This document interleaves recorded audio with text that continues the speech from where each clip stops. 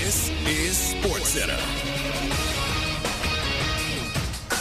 I'm Nick DeLuca. Camp's rolling on in the NFL. Chiefs offensive coordinator Eric Bieniemy back with the team today following a 2-week absence. Bieniemy returned home to be with his wife in Virginia after she was allegedly shot by the couple's son.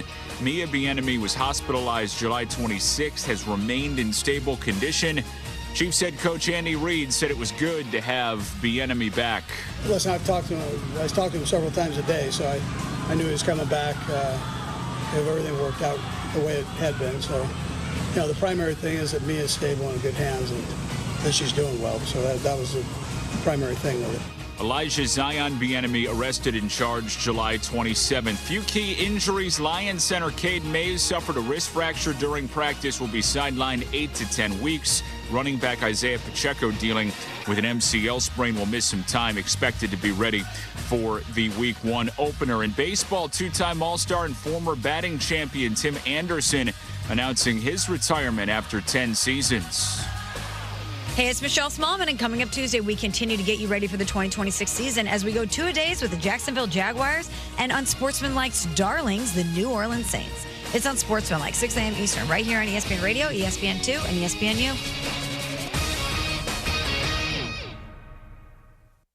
This is Matt Moscona. I'm very important. After further review. Say it one more time. After further review with Matt Moscona. And here we go. Live from the Raising Cane studio. Let's ride!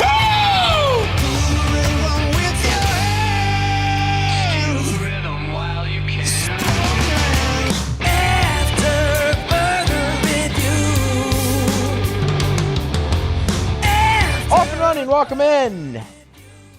After further review, Monday show presented by Relief Windows. Musso in for Moscona. Luke Foster, Paul O'Neill is back here today as well, and we're fired up to have you along for today's show. Jam-packed show here today. Sam Leavitt, first media availability, and he was awesome. I got a lot that I want to say about Sam Leavitt, and we'll let you hear a lot from LSU's quarterback here on today's show. Lane Kiffin obviously meeting with the media after practice as well. I mean, a plethora of Saints news. They practiced twice over the weekend, so Ross Jackson will be here with us in his normal spot to recap practice from the weekend. The Saints are off today, but they're also working out Terrion Arnold. Another ACL injury for the Saints, this one along the offensive line. I mean, we have so much to do here on this Monday show. So let's go ahead and get started as we do every single day.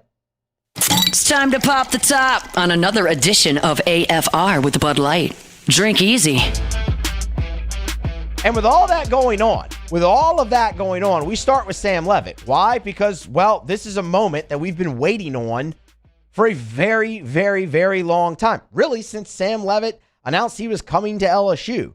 And Sam Leavitt didn't do really any media after his decision was made public that he was going to transfer to LSU. Obviously, he misses the majority of spring, really kind of all of it. He was able to do a couple little things early before the second procedure to have the pins out of the foot, but he misses all the spring, doesn't speak to the media then, obviously doesn't go through with SEC Media Days, has that brief interaction at the women's clinic that LSU hosted, but this was the first opportunity. And Sam Leavitt spoke with the assembled media right after Lane Kiffin's press conference. They kept everybody in the team room. Kiffin spoke for about 15 and a half minutes, and then they paraded in 3 players, leading off with Sam Leavitt to speak. He spoke for about 10 to 11 minutes, and they were able to cover so much ground with LSU starting quarterback. And y'all, he was just really, really, really impressive. With all the different topics that Sam Leavitt covered today with the media over there at Football Ops, whether it was his health, which we're going to get to here momentarily, his transfer, that whole portal process with Lane Kiffin in the airport, the workout in Dallas with his teammates, like no matter what it was, you could just feel and sense how cerebral he is, the maturity that he possesses, and you tie all that in, and you can really start to see the leader that Sam Leavitt can be for this team. Very, very impressed. And like I said, we will get through a lot of it here throughout the next 3 hours. But we start with his health because that is the story here with Sam Leavitt, right? This is a guy who was awesome his first year starting at Arizona State with Cam Scatterboot. That team helped lead them to a college football playoff. Damn near won a game in the college football playoff as well. Okay?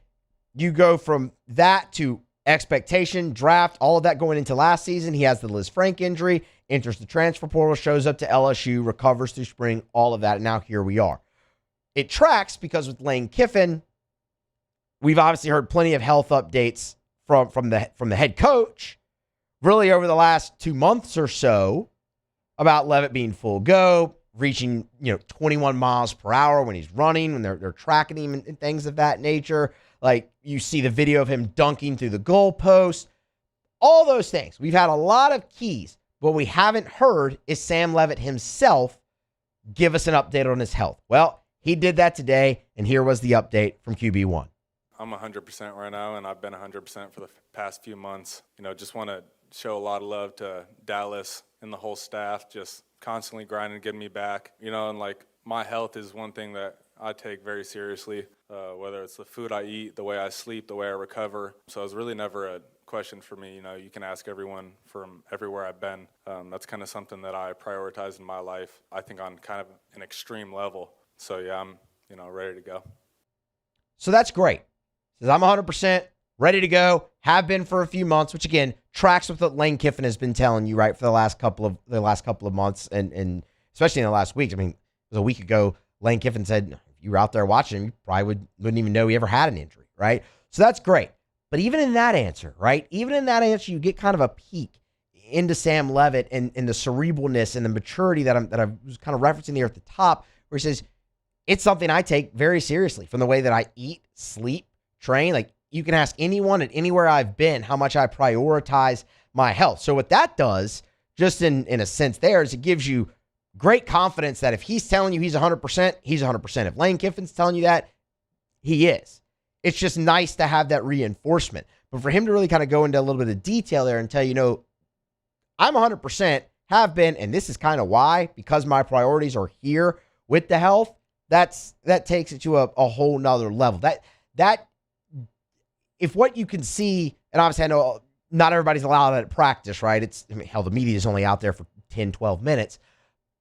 But it's one thing to hear him say that, and that can inspire confidence. But when you really see it, when you see him out on the field against Clemson, that's where you're really going to get the full test of that. Now, the other interesting thing that he talked about with his health was the recovery. And again, this was a very, very revealing answer, kind of about Sam Leavitt and the way he thinks, but also kind of through the whole process, showing you just how meticulous and lengthy this was for Leavitt to get back to 100%.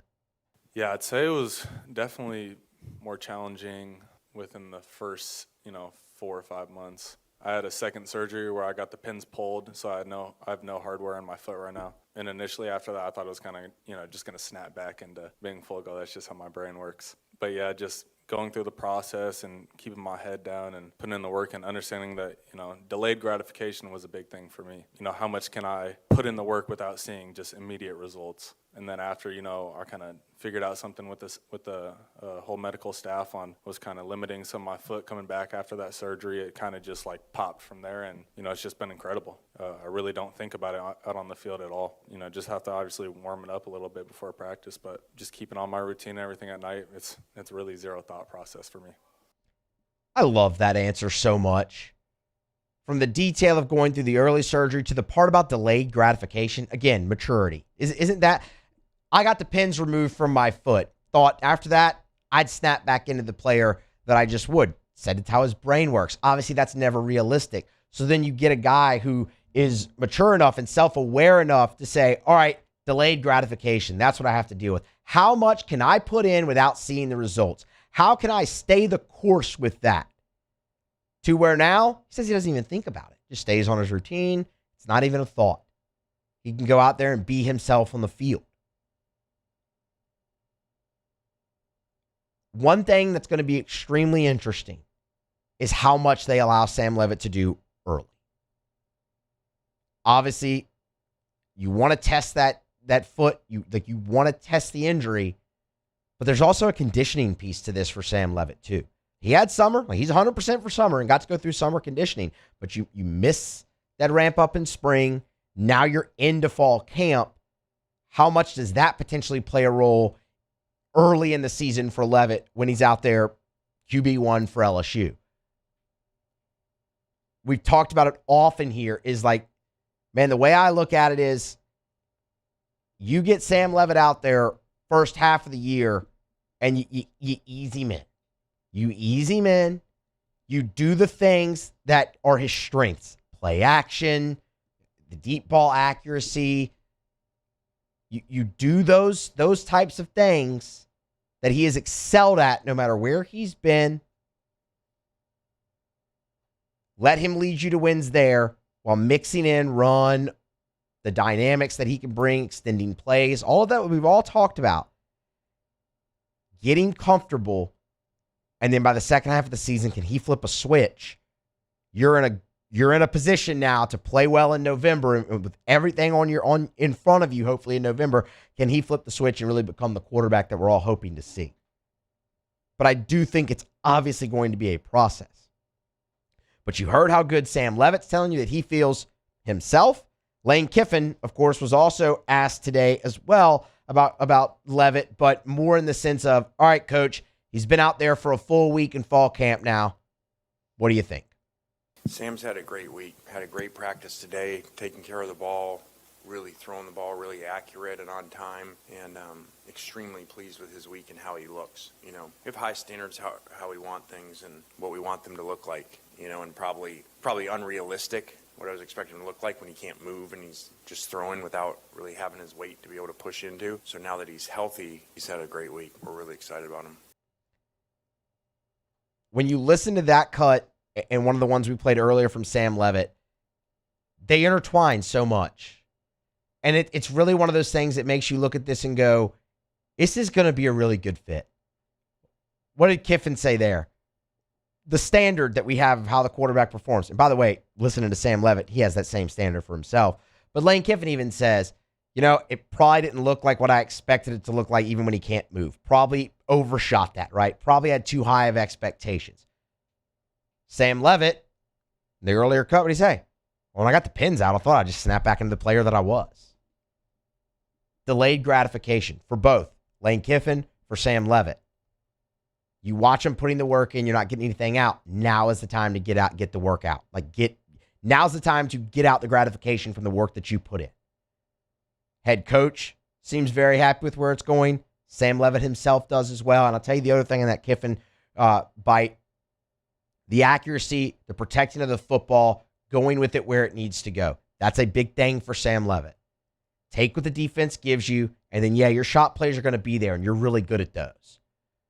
But for him to be having the accuracy, especially on the more of the underneath stuff, that is a sign of growth already from Sam Leavitt in this Lane Kiffin offense.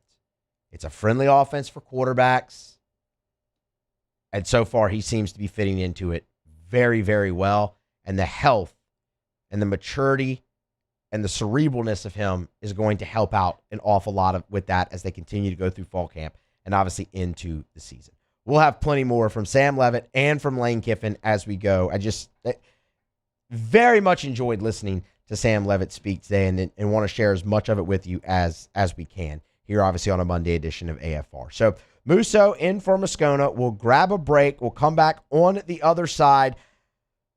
The Saints are working out Terrion Arnold at cornerback, or I should say they're hosting him on a visit. I have some thoughts, and you have to come at this from two different angles. We'll do that next here on AFR. AFR. We're brought to you by Goodwood Men's Sexual Wellness. Visit yourgoodwood.com, yourgoodwood.com. Yes, hormone replacement therapy. Yes, NAD+. Yes, BPC 157. Yes, ED treatment. The bottom line is, gentlemen, I don't care how old you are, it's about how old you feel, and do you want to feel like you did when you were younger? Do you want to live a more vital life? Do you want to live a more energetic life where you wake up in the morning, your feet hit the floor, and you're rip-roaring ready to go, where you're motivated to get in the gym, where you have a great libido, where you have great mindset, energy, mental clarity, memory, all that sort of stuff? It's possible. It's affordable. Goodwood Men's Sexual Wellness can help you do it. Hormone replacement therapy could be a giant part of that for you. NAD Plus can literally help your cellular optimization to make you younger at a cellular level. BPC 157, tremendous in helping in recovery. Learn more. YourGoodwood.com.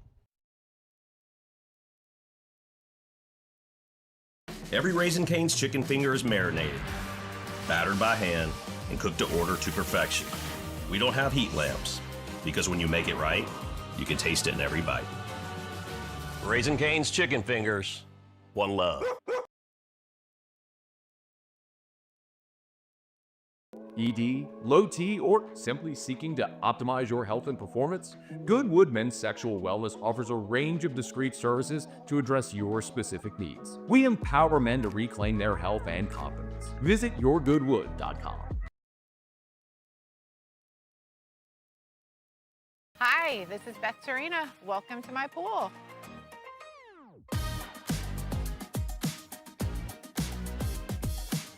The first time I saw this beautiful pool, it exceeded every expectation that I had. They were able to get everything we wanted in this pool. It is a beautiful pool. We live out here, we eat out here, we watch TV out here. This is like our living room outside. We love this pool and everything about it. When we decided to build our pool, we called a great friend who is one of the best pool builders in the country in North Louisiana, and we said, who would you choose to build a pool in Baton Rouge?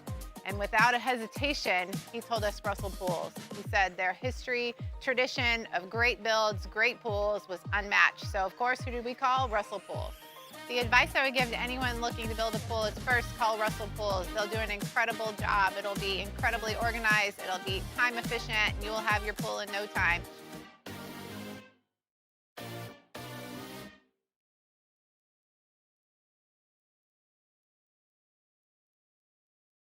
People think it's all about game day, but the real work happens in the off season. And we need a healthcare team that works as hard as we do. At FML Health, our lay of the lake, we take care of LSU football year-round. We trust the lake.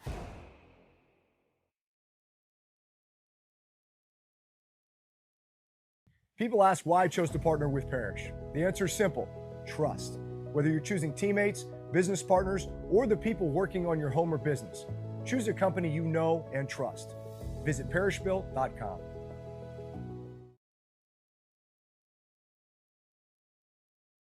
At Bayou Automotive, we believe in a sales process that puts you first. We want you to experience an easy purchase with clear pricing and great service. Let Bayou Ford and Bayou Chrysler Dodge Jeep Ram be your trusted partners in finding your perfect vehicle. The crew at Bayou Automotive is going to do right by you.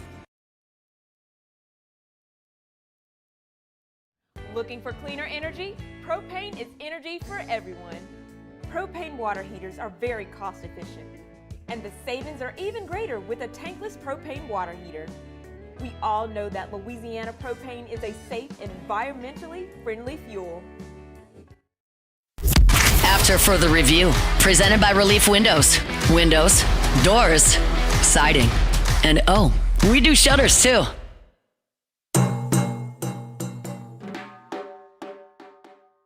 Always a pleasure to tell you about our friends at the Williamson Eye Center. Check them out online at williamsoneye.com. They've got locations all over the greater Baton Rouge area. On the Baton Rouge General Campus, you turn off a Bluebonnet onto Picardy, you make that right, and then right there at the stop sign, the building on the right, the first two floors, that's the Williamson Eye Center. State-of-the-art dry eye center, and it's full service. Of course, they have their state-of-the-art surgery center there where you can have your LASIK or whatever surgical procedure you're having, but they have your standard annual eye exam as well at the Williamson Eye Center. Learn more at williamsoneye.com. The thing I tell you every day is take the advice that I was given and change your life. To give yourself the gift of sight is absolutely incredible. If you're someone like me who spent your life with contacts or glasses, there is a way to be done with it forever. williamsoneye.com. Go see Dr. Blake Williamson for that free consultation. 924-2020. 924-2020 or williamsoneye.com for the Williamson Eye Center. Back here after further review, Monday show presented by Relief Windows. Musso in for Moscona. Scone still on the mend. Said he needed another day. Said no problem. Got you. Come in. Do the show Monday. Sounds like Scone may be back tomorrow. Don't quote me on that. But given our conversations earlier today, it kind of sounds like what it's trending with. But obviously, we just continue to wish him a healthy, good recovery there. And when he's back, he's back. So fired up to be here with y'all for the next 3 hours or so. And again, as I said, man, we got a jam-packed show. Still got to get to Drew Brees. He was inducted into the Hall of Fame over this weekend. Gave an awesome speech. So I have a few thoughts about that we'll get to here a little bit later on in the hour, and plenty more. We are basically LSU football and Saints all day here, as it should be on August the 10th, man, with both teams now fully into camp and stories coming out left and right from both programs as they make their way up to the opening of the regular seasons.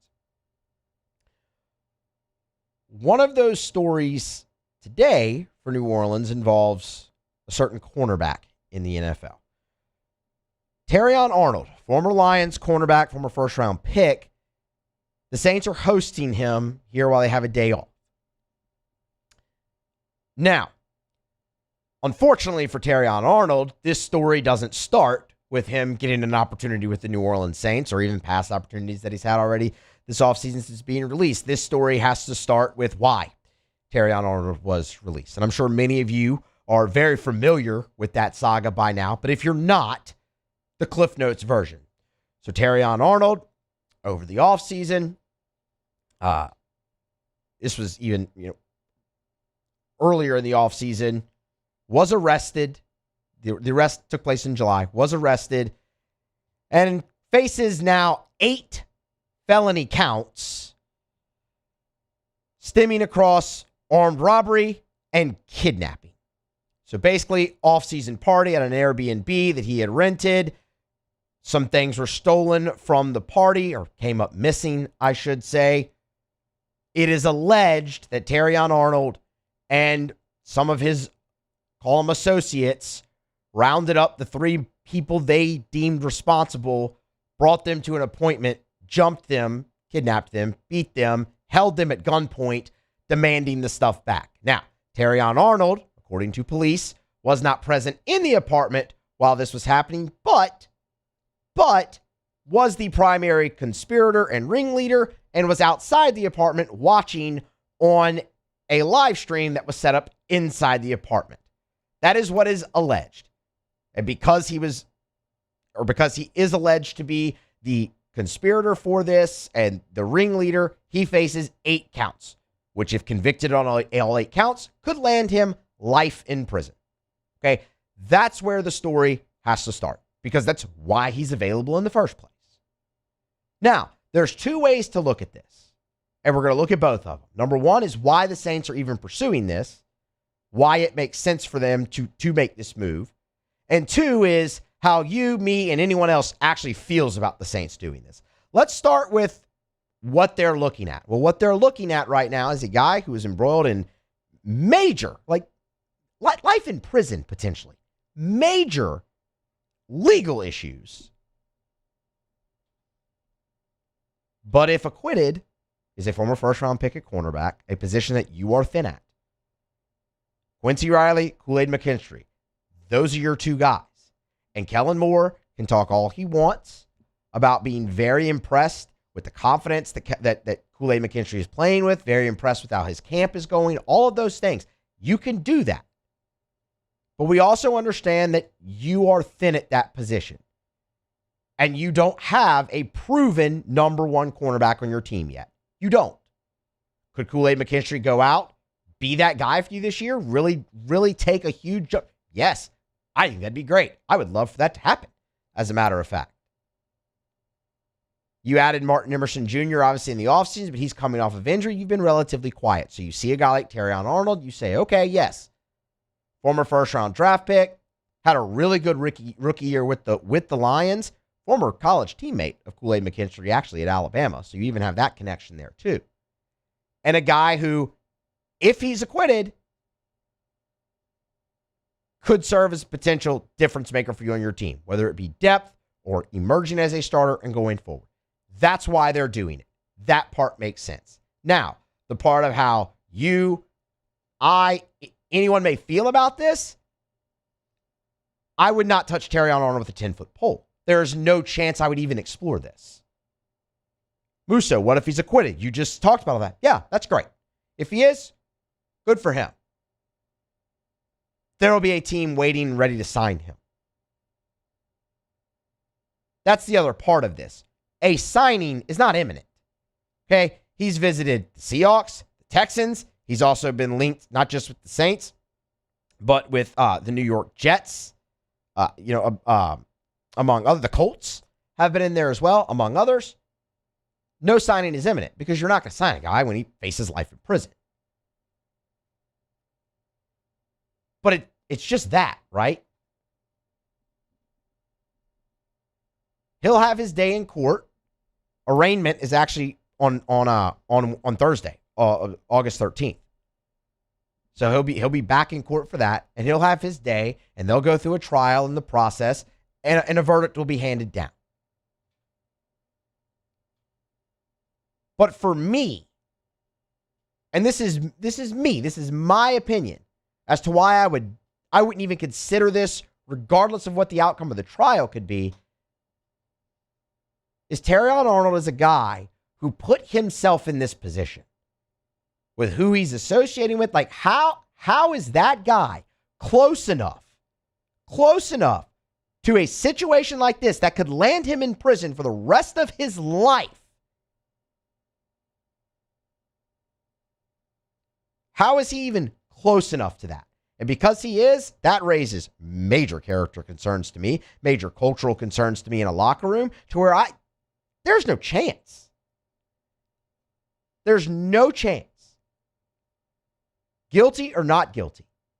Because clearly that guy has a lot to learn, a lot of maturing to do before he's ever ready, in my opinion, to be back in the NFL. You look at the Saints, and you have finally gotten that culture back to where you wanted under Kellen Moore in the locker room. Adding a guy like Terrion Arnold, again, guilty or not guilty, whenever that comes down, the verdict, and again, he'll have his day. Those are just major red flags. None bigger than, how are you even allowing yourself to be this close to a situation that, again, could land you in prison for the rest of your life? So while I look at this from an objective standpoint and go, yeah, why they're doing it, given the makeup of their team, that makes sense and I can understand it, I just have no interest in that ever. And you know what? If he's acquitted and the Saints go through with this and he comes and becomes a great player, good. That's awesome for the organization. But it is likely that if he's found guilty of even a part of this, his career in the NFL is over. So it's not imminent. And I understand why they're doing it. For me, that's just, that's a hard pass for me. I'm actually surprised that he's gotten this much interest. And again, that tells you the type of player that Terrion Arnold is and can be. Former first-round pick, suffered a shoulder injury a year ago, but was making that year 2 jump before the shoulder injury landed him on IR, season-ending IR, and surgery that ended his season. But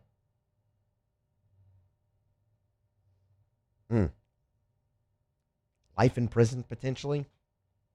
That's very interesting. So, no, not something that I would actually be in favor of the Saints doing. Because, again, just given the fact that he's in this situation and they have enough evidence. Like, the police have a group chat of him with the co-conspirators to where they can even allege that he's the main conspirator and the ringleader of this. That's giant red flags. But you do your due diligence. And that's what the Saints are doing. But for me, I'm good. Like, I'll pass on that, and draft will come around, and maybe you address cornerback there going forward and things of that nature. So that's my piece on it. We'll see, obviously, how that goes. We'll obviously get Ross Jackson's take on that as well when he's here with us, to start hour number 3. That'll be woven into, obviously, the camp updates from over the weekend. So stick around for that here as we continue on AFR. Monday show presented by Relief Windows. Musso in for Moscona. Fired up to be here with everybody. Thank you for tuning in. Obviously, we'll grab a break. We'll come back on the other side. We'll go around the SEC, and there is another update on the Protect College Sports Act. I don't have a lot of thoughts on that right now, but we'll obviously pass along the very latest as we've continued to do.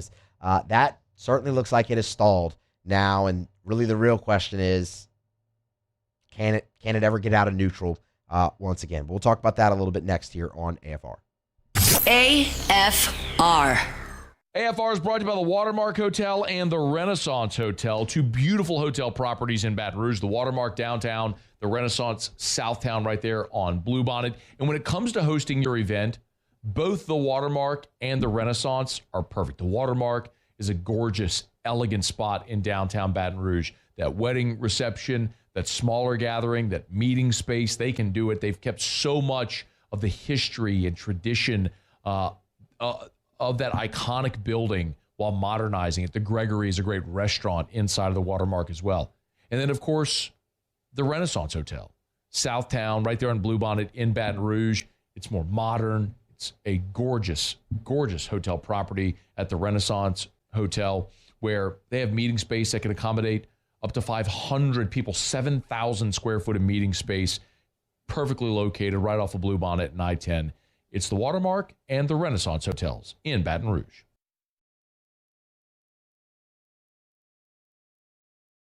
Community sailing is all about getting people in the New Orleans area out on boats, out on Lake Pontchartrain. Gulf Coast Bank helps us provide opportunities to get folks out who might not otherwise have the financial means to come sailing. Auctions in August is an online fundraiser that helps nonprofits like us service the community. Bidding through Auctions in August is a lot of fun because there's so many different items. There's something for everyone, so you're sure to find something that relates directly to you that you'll enjoy bidding on, and you get to help out the community.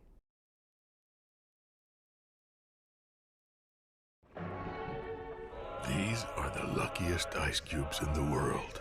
They could have been a thankless bed for an all-you-can-eat salad bar. But instead, they've been called upon to cradle and cool a crisp, refreshing Dos Equis. Looks like the lucky just got luckier. Dos Equis.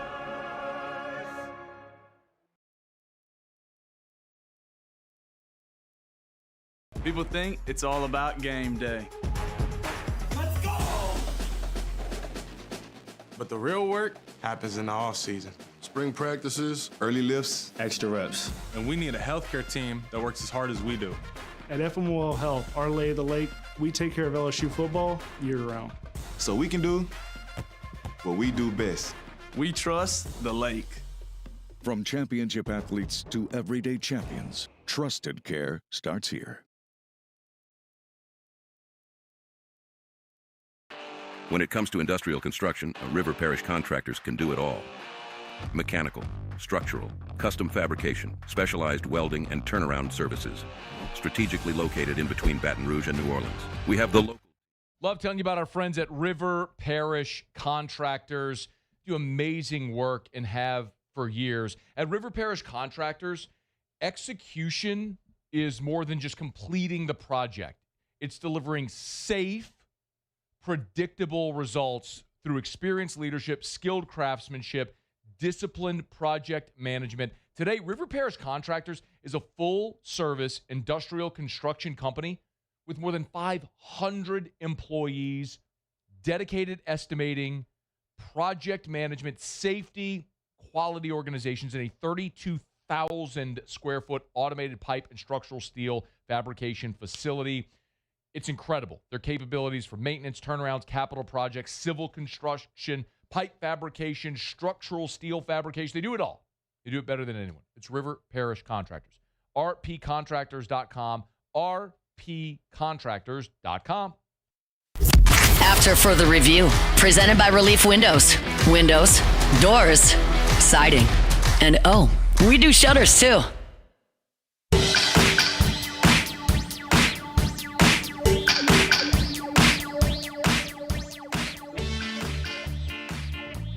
All right, welcome back in AFR here on a Monday, presented by Relief Windows. Musso in for Moscona. We'll go around the SEC here in a second. But we do have an update on the Protect College Sports Act. So, quick catch up here. You'll remember this was 2 weeks ago that there was like the deadline on Friday. Congress had sent out the amended bill for the Big Ten and the SEC to go through again and voice their support or not. And it looked like before we left here 2 weeks ago on a Friday, it looked like the bill was dead. And then late Friday evening, the Big Ten and the SEC threw their support behind it, kind of bringing it back from the dead. Last week, we went through all the process of, could they get a vote in time? Remember, they had to, they started the process on Wednesday. It's like, okay, the earliest they're going to be able to vote on this is Saturday, but here comes the month-long recess. Their break up there in the legislature. Would they stay on Saturday to actually vote on this? And the answer to that was no. The Protect College Sports Act did not make vote before the U.S. Senate adjourned for a 5-week August recess. They'll be back on September the 14th. And that has people looking at this going, bill kind of feels dead again. Because now there's 5 weeks where it's just going to be under the microscope even more. The bill's supporters are worried about that. And it even has Plan A was the bill. It has now Plan B and Plan C coming a little bit more into the forefront. And just to give you a bit of a kind of a peek at why there could be trouble for this bill while they're off for 5 weeks, because it was already starting. And look, Matt will sit here and tell you he doesn't do politics. I really don't. I don't watch the news like that. I don't even foray into that. Like, it's just not. This is not my arena. It never has been. It never will be. I am one of the.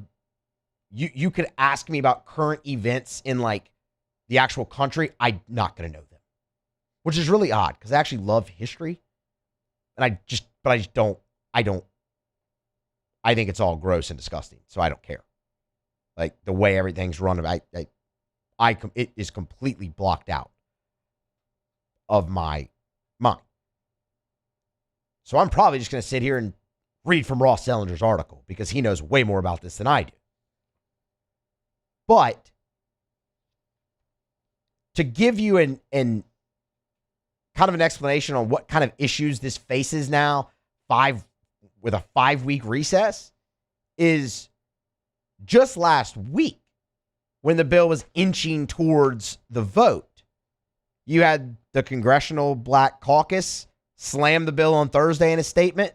More than a dozen Republican senators filed objections or amendments to the legislation. You had labor unions get involved as well. Now you have 5 more weeks of that before the Senate returns on September the 14th. So is Plan B or Plan C really possible? Well, Plan B, as Tony Petitti mentioned at Big Ten Media Days, would involve changing the athlete revenue share structure system within the House settlement.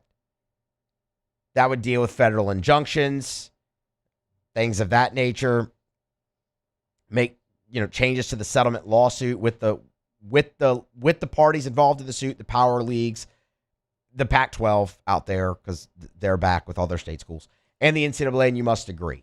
Okay, so, well, if that doesn't happen, Plan C is your self-governance.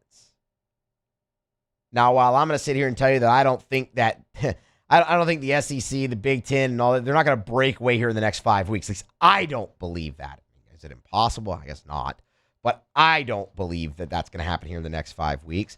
But that's your other option right now. That's really what comes into the forefront is Plan B, where you make changes to the House revenue share, the House settlement, I should say, with the rev share, and try to kind of increase retention pools, salary cap, those types of things. But you're going to run into labor unions there as well, like you did even with the Protect College Sports Act. Or do you just say, screw it. Let's go do our own thing, which many believe is going to happen anyway. Does this not reaching the Senate floor, the full vote before recess, bring that more into the forefront? It possibly could.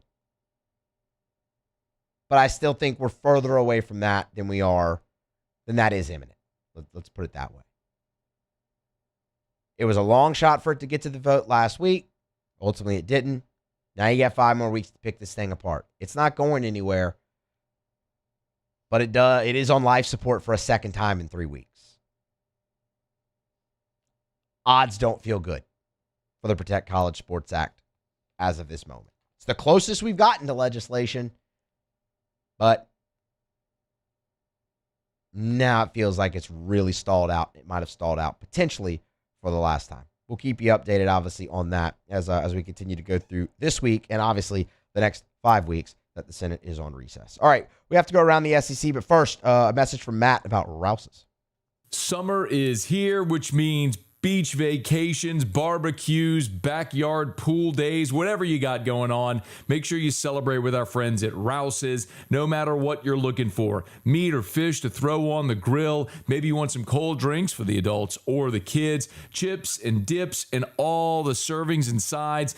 Rouse's is your spot with 76 locations from Lake Charles to Orange Beach and points in between. You're never far from a Rouse's location. And one of the things I love most is Rouse's always does their best to make sure they source local products. You want local Louisiana products and ingredients, you'll get them at Rouse's. Whether you're making groceries, a quick stop to pick up something for dinner, or a day at the pool, make sure you make Rouse's part of your summer every day. Find the Rouse's nearest you. You can shop the weekly ads online at rouses.com, rouses.com. Rouse's, this feels like home.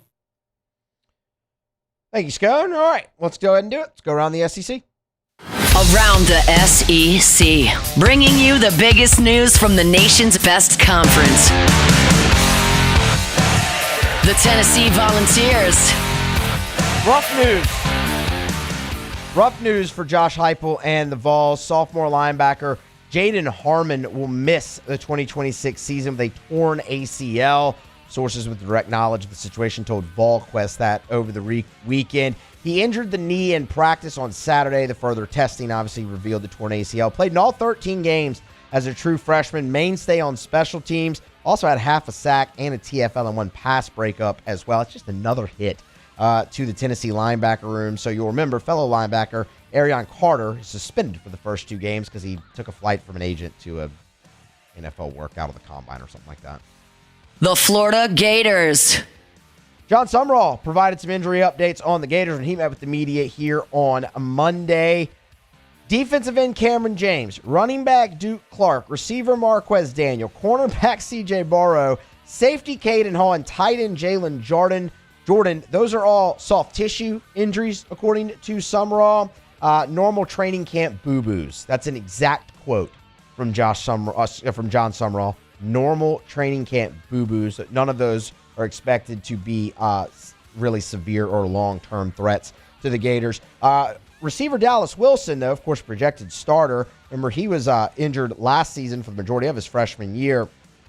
And again, here in the spring, was spotted working indoors at Friday's practice and is fine, according to Sumrall here from the update Monday. It's going, of course, to the plan all along for him to kind of be limited after 2 high yardage days. So it looks like Dallas Wilson will be set to be a full go for Florida when they open up the season. The Ole Miss Rebels. Ole Miss is going to honor Archie Manning with a statue on campus. Just the latest honor for Archie. Obviously, he was the first player in Ole Miss history to have his number retired, as well as the 18-mile-per-hour speed limit on campus up there. The statue will be placed between the south side of Vaught Hemingway and north of the Olivia and Archie Manning Athletics Performance Center. Of course, 2-time All-SEC, All-American, finished 3rd in the Heisman Trophy back in 1970, all before becoming a second overall pick in the NFL draft and playing 11 seasons with the New Orleans Saints. New honor for Archie Manning. The Auburn Tigers. And Auburn has started their 2028 recruiting class. They landed their top quarterback target, Sam Soley. He's out of Gadsden, Alabama. Chose the Tigers over the Crimson Tide. Florida, Tennessee, Mississippi State, and other 6'3", 190-pounder, a 3-star first commit for Auburn in the class of 2028. All right, there you have it. That is Around the SEC. This is After Further Review here on a Monday. Scone in for Moose. Scone continues to recover. Needed one more day, he said. So hopefully we'll get Scone back in the chair with all of you here on Tuesday, locked and ready to roll. But until then, I'll carry you home here the rest of the day. We'll grab a break, come back, close out hour number 1 of the show with some thoughts on Drew Brees. Greatest player in Saints history, took his rightful place in the Pro Football Hall of Fame on Saturday, and man, it was awesome. We'll give you some thoughts on that when we wrap up the first hour next here on AFR. After Further Review. Brought to you by River City's 1 Hour Air, where they're always on time or you don't pay a dime. 752-0001-752-0001, where they're always on time or you don't pay a dime. I love sharing 5-star Google reviews. Here's one from Ricky Gomez, who said Chris, his technician, was very professional and knowledgeable during the HVAC evaluation. He provided details and recommendations in a clear and concise manner. That's one of the things that always stands out. If you're having an issue with your AC or your heater, and River City's 1 Hour Air sends out a technician for an evaluation, they're going to explain your options to you. And that may sound simple, but none of it, I don't know anything about an HVAC, neither do you. Let's be honest. So whenever they go get up in your attic or they go look at your HVAC unit on the side of your house and they come talk to you, they're going to explain very clearly what's happening and your options to remedy it. It's River City's 1 Hour Air. Look for the big yellow vans and trucks with the giant clock on the side. 752-0001.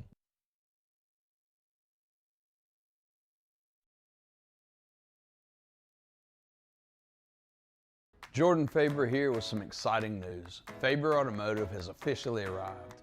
We're proud to introduce your new hometown dealership, Faber Chevrolet GMC. That means more inventory, better deals, and the same great local team. Now backed by the trusted Faber family name. Whether you're shopping or servicing, you'll feel the difference from day one. Allow us the opportunity to earn your business. Fabry Chevrolet GMC. Visit us in St. Francisville or online at FabryChevrolet.com. At Relief Windows, we're more than windows. We're windows, doors, hardy plank, and vinyl siding. But our number one product's always customer satisfaction. Come visit us at ReliefWindows.com. By the way, we do shutters too. I'm Lawyer Locke Meredith. If you're battling an insurance company because of a wreck not your fault and they're not calling you back or being fair, whether you hire us at all, give us a call, 272-5555, or email LockeMeredith, Sean Fagan and Associates. You have nothing to lose. Hello, I'm Collins Meredith. If you've been injured on the job, you likely have a workers' compensation claim, but you may also have a tort claim, which opens up significant recovery rights not normally available for a work injury. If this is you, call us or come see us at Locke Meredith, Sean Fagan and Associates.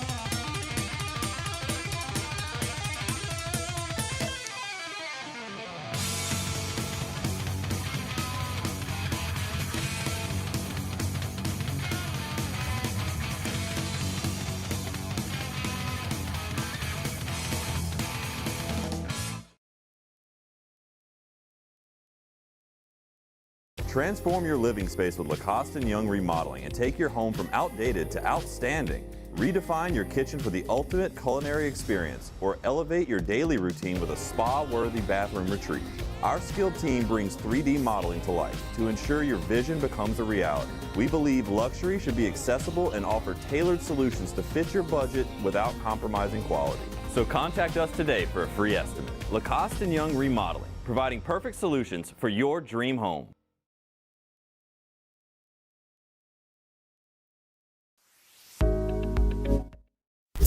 After Further Review, presented by Relief Windows.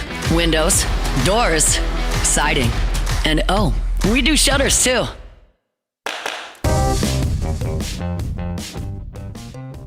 brought to you by Relief Windows and ReliefWindows.com. You know, when we talk about Relief Windows every day, I always say windows, doors, siding. And now shutters as well. They do your indoor shutters. Same thing as the windows. Custom made, measured to fit your windows, custom fit for your windows, lifetime warranty on your windows, your shutters. But Brandon, you often hear say their number one product is customer satisfaction. And that's not just a catchy line. That's not a cliche phrase. Have an experience with Relief Windows and you'll understand. They go to the ends of the earth to make sure their customers are thrilled with the work they do. As a matter of fact, Relief Windows never takes a dollar from you. You will not, no deposit, no down payment. They take all the risk. They will not take a dollar until you're thrilled with the work they do. Who else does that? Only Relief Windows. Check them out online at ReliefWindows.com. Over the weekend, of course, Drew Brees took his rightful place in the Pro Football Hall of Fame in Canton, Ohio. It was an awesome speech from number 9. It was awesome to see him and Sean Payton back together, again, sitting next to each other throughout the whole thing. Obviously, with unveiling the Drew Brees bust, which we got to talk about Drew Brees' bust, man. Who's that guy? I didn't look anything like Drew. That was awful. Luke Kuechly probably had the best bust of anybody out there. Drew's was. We got to do better. We got to do better than that. Pro Football Hall of Fame for Drew Brees. But anyway, it was awesome to see those two obviously out there and to hear them speak about each other. Not that we haven't heard that before, but in that setting, to really show the gratitude and the appreciation for one another, like they were able to do when Sean Payton introduced Drew Brees and with Drew Brees throughout his speech. It was the best speech of the entire event, and there were some really good ones. It was emotional, it was fiery, and no better quote out of it probably demonstrates that more than this one. New Orleans, you accepted me. You embraced me. You believed in me. But more importantly, you trusted me with the soul of the city. And I would have died to protect that calling.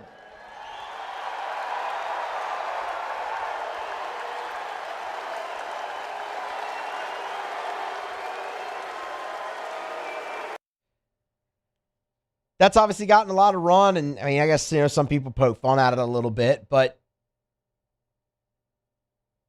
those people don't get it,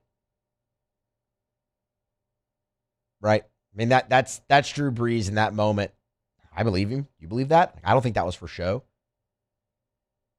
The rest of the emotion in his speech, where there were tears, talking about the city of New Orleans and what it meant to be part of the rebuild and the rebirth and all of that. I believe that 100% from him. And just knowing the competitor and how he shoulders things makes a lot of sense. And it encapsulated the entirety of his career in New Orleans so well, just in that one sentence. Another thing that I found extremely interesting from him is he talked about when he was with the Chargers and a meeting that he had after a tough game with Marty Schottenheimer and Cam Cameron. And how it was in that meeting that he learned to stop making excuses. They were watching the tape. He was coming off a tough game, and they paused the tape and asked him why this receiver was wide open. Why didn't you throw it to him? And Drew had said, "Well, I couldn't see him. I didn't see him." And he got this whole spiel from them about, it's your job to see him. And Drew Brees said, without that meeting, without that film session, I'm probably not a Hall of Famer right now. That's what's so cool about this, right? Is we remember Drew Brees with the Saints and will forever. And it's why we talked Friday when I was in here about the sense of finality that this gives you too, and not in a bad way. It's just this is the last milestone he could reach in a Saints uniform, and this is the official end now of kind of the Drew Brees era. All we have are the memories. But the player that he was in New Orleans was shaped by a meeting with the Chargers. You get the whole career from these guys in these types of settings, and that's really awesome to see. And the other thing was, man, look, There were other guys going into the Hall of Fame, but watching that on Saturday, that felt like a 2-hour celebration of Drew Brees. Why? Because of the massive turnout from the Who Dat Nation up in Canton. They were the loudest. Drew Brees was mentioned multiple times, and every time he was, there was a raucous ovation, whether it was from his fellow inductees or even Chris Berman. Chris Berman signed off on the broadcast with Who Dat. It was a 2-hour celebration of Drew Brees. It was awesome to see the Saints fans that showed out, and deservedly so, and it was awesome to hear Drew Brees talk about his career and take his rightful place in the Hall of Fame. Hour 2 is next. After further review. We're running about First South Farm Credit, firstsouthland.com, firstsouthland.com. Thinking of buying land, your first call should be to First South Farm Credit, firstsouthfarmcredit.com, firstsouthfarmcredit.com. Hey, remember, always encourage you to go to the website, firstsouthfarmcredit.com. If you're a farmer, no doubt you know about First South Farm Credit because they've been helping farmers buy agriculture land for more than 100 years. But if it's maybe it's that hunting property, maybe it's just your recreational property in Mississippi, maybe you want to go buy a ranch in Montana. They can help you buy land anywhere in the lower 48. Buying land is different than buying a home. You know that. So trust the people who have helped Louisianans buy land for more than 100 years. First South Farm Credit. Go to firstsouthfarmcredit.com, firstsouthfarmcredit.com. One more time, firstsouthfarmcredit.com. Your first call should be to First South Farm Credit.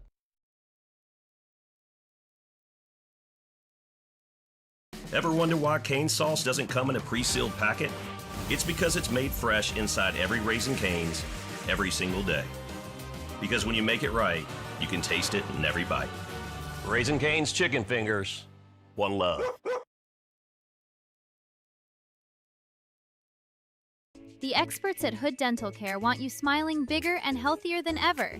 New patients can get a healthy gums cleaning for just $89, plus a free exam and full mouth x-rays. A $376 value. With over 3,000 5-star Google reviews, 5 local locations, and easy online scheduling with same-day care. Hood Dental makes it simple to get started. And we always have other great giveaways for new patients. Check out hooddentalcare.com and schedule your appointment today.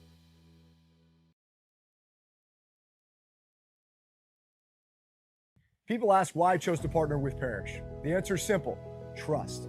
Whether you're choosing teammates, business partners, or the people working on your home or business, choose a company you know and trust. Visit parrishbuilt.com.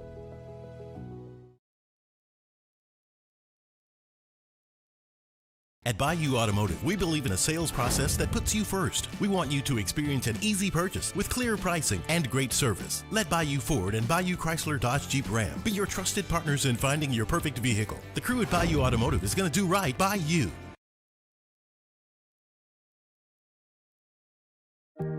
Who bears the standard? Who sets the bar? It's not those satisfied by low-hanging fruit or by taking it easy.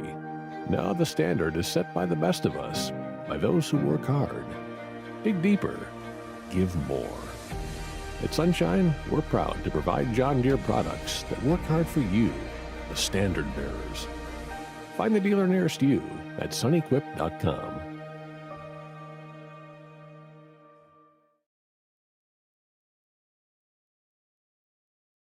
When it comes to choosing energy for your family and your home, make the smart choice with natural gas. You can count on efficient and affordable natural gas to keep you comfortable and reduce your environmental impact to help protect our planet. Together, we're fueling our energy future. Atmos Energy.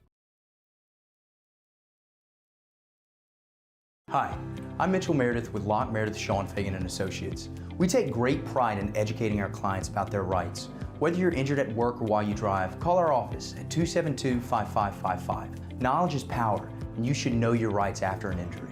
Hi, I'm Sean Fagan of Locke Meredith Sean Fagan & Associates. When insurance companies have been unfair, we've never been afraid to go to trial. Fighting hard to protect your rights, we never settle a case out of convenience. We only settle when it's right for you. Whether you hire us at all, give us a call.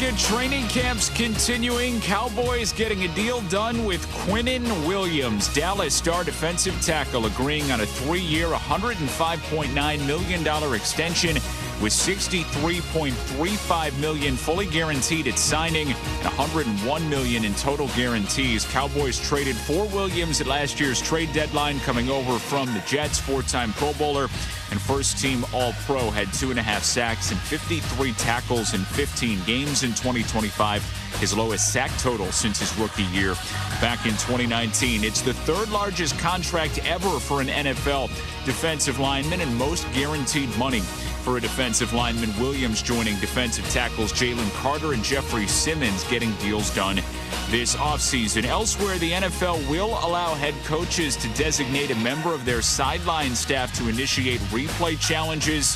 Head coaches had been the only members of a team that can declare a challenge, now can be assigned to someone else. Rule change not requiring ownership approval. If you run a small business, you've got to try Gusto. Get unlimited payroll runs and get your payroll taxes filed automatically. Offer health insurance, 401k, and more. Get started for free at gusto.com.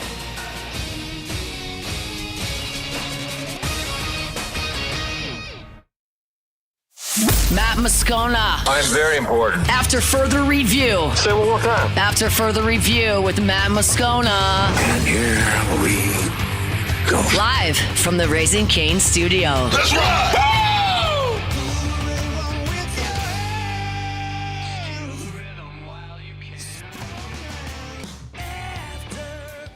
Off and running hour number 2 after further review, presented by Relief Windows here on a Monday. Musso in for Moscona. Skunk continuing to recover. Wish him obviously speedy recovery there.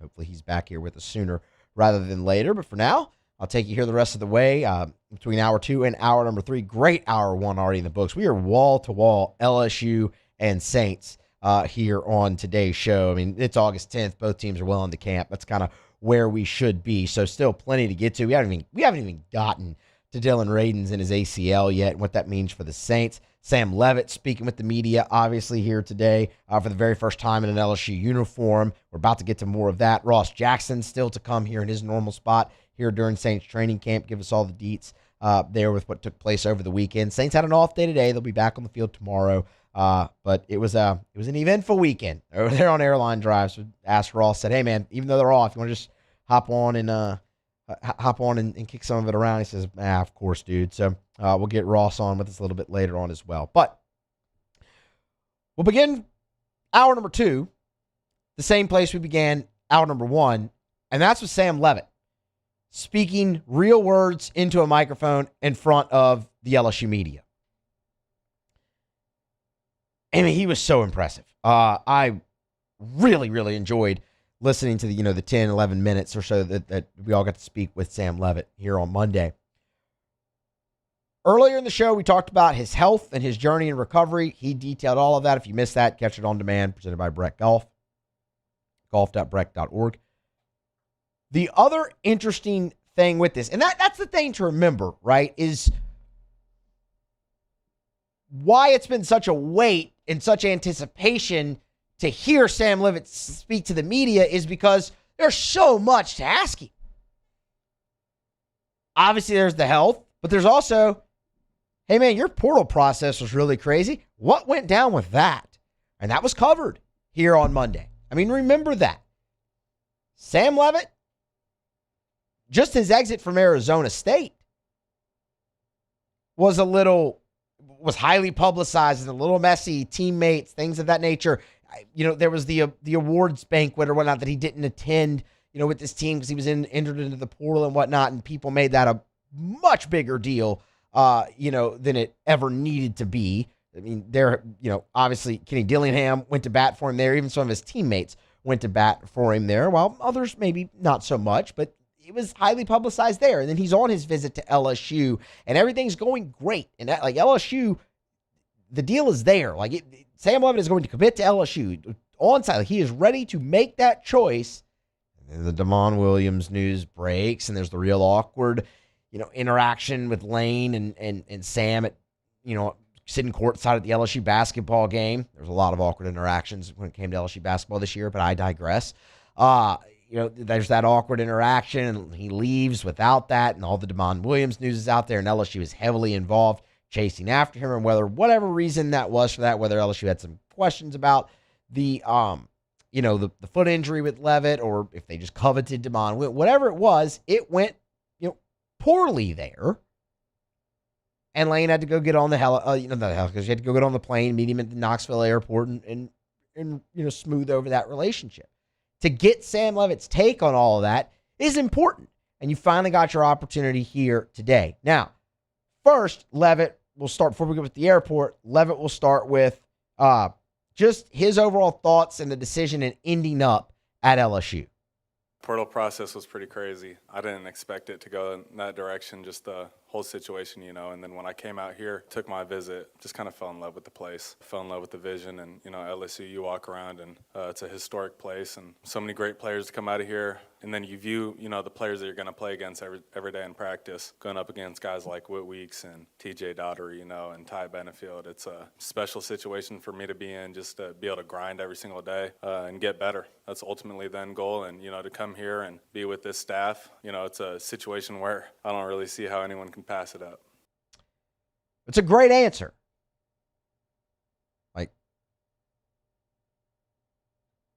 Didn't expect it to go the way it did, but man, I got on my visit and I fell in love with the place, and I don't know how to pass it up. Great answer. But again, you weren't happy when you left. We all know that. And we all know what went down. So, he wasn't let off the hook there, right? He was asked. It was Michael Cobble at WBRZ, our news partner, who asked the question about the airport visit from Lane Kiffin up in Tennessee. And Sam didn't have a lot to say, but he did address it.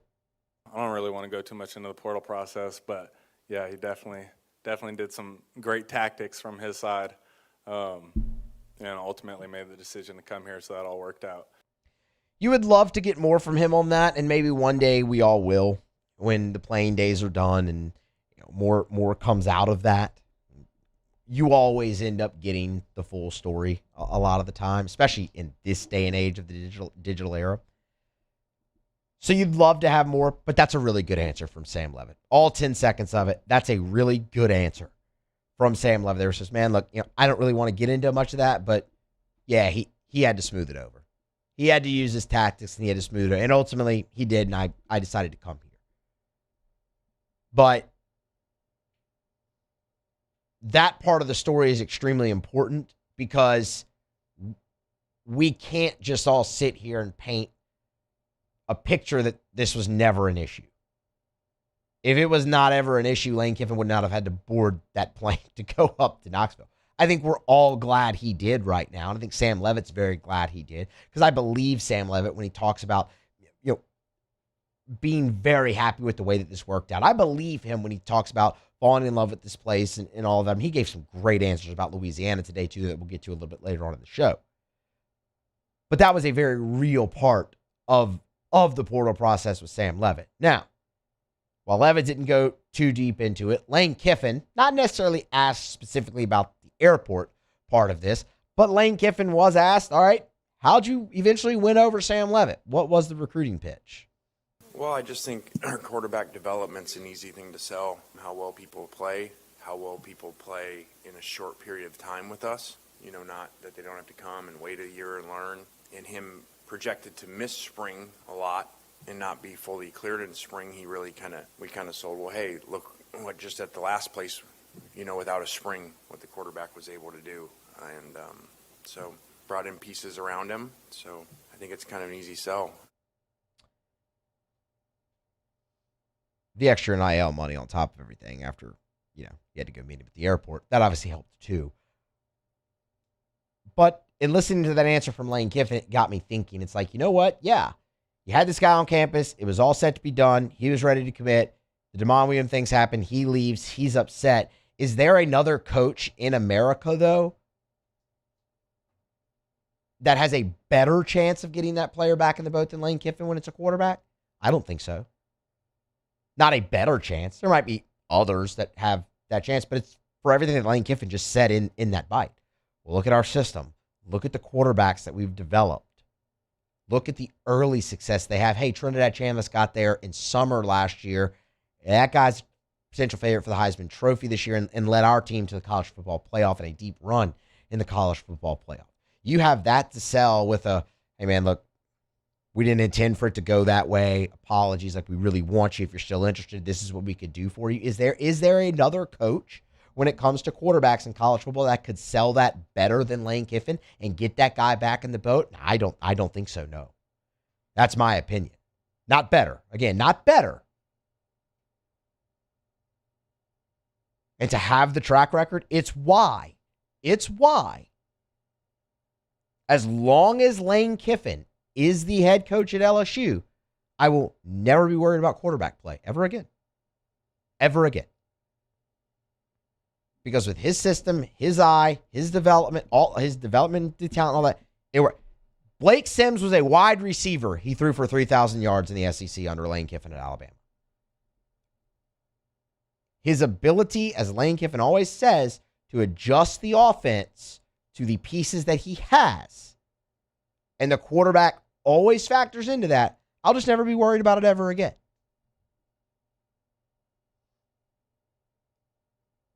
But I would also be lying if I didn't tell you, if I sat here and told you that I don't feel better that it's with Sam Leavitt and not having to have pivoted. Say you weren't able to get Leavitt back in the boat, and DeMond Williams stays at Washington like he ultimately did.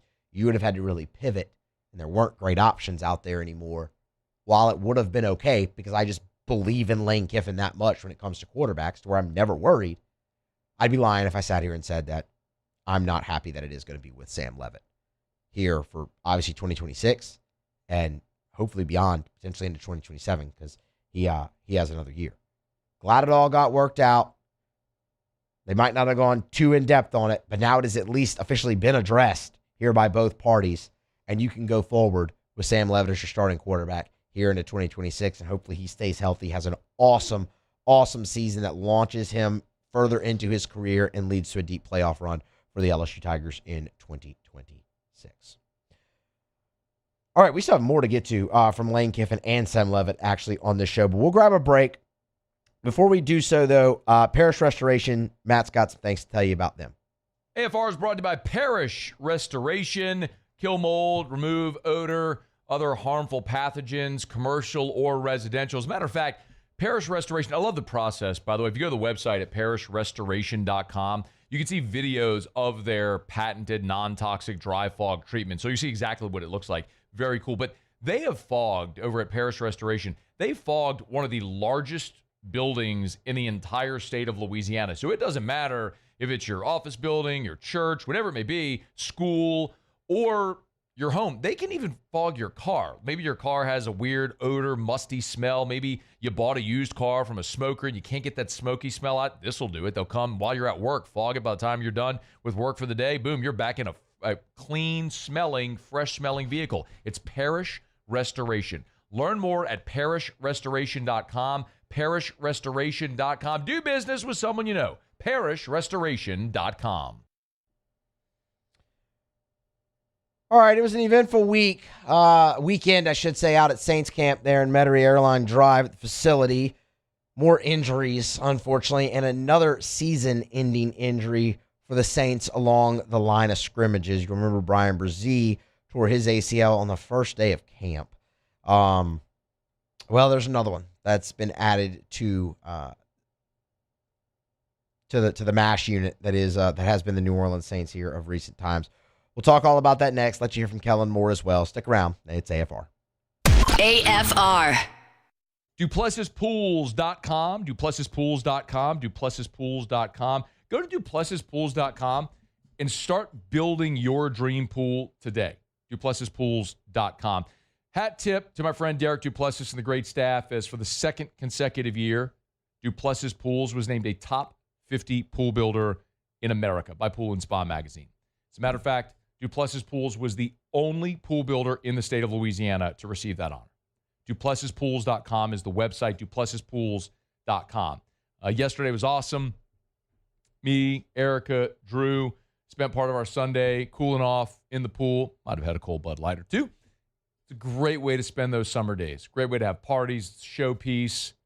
That dream can be your reality as well. But start at DuplessisPools.com. You can design your pool online. You can finance it online. Pay for it right now. It's DuplessisPools.com. Check them out online. It's DuplessisPools.com. Jordan Faber here with some exciting news. Faber Automotive has officially arrived. We're proud to introduce your new hometown dealership, Faber Chevrolet GMC. That means more inventory, better deals, and the same great local team. Now backed by the trusted Faber family name. Whether you're shopping or servicing, you'll feel the difference from day one. Allow us the opportunity to earn your business. Fabry Chevrolet GMC. Visit us in St. Francisville or online at FabryChevrolet.com.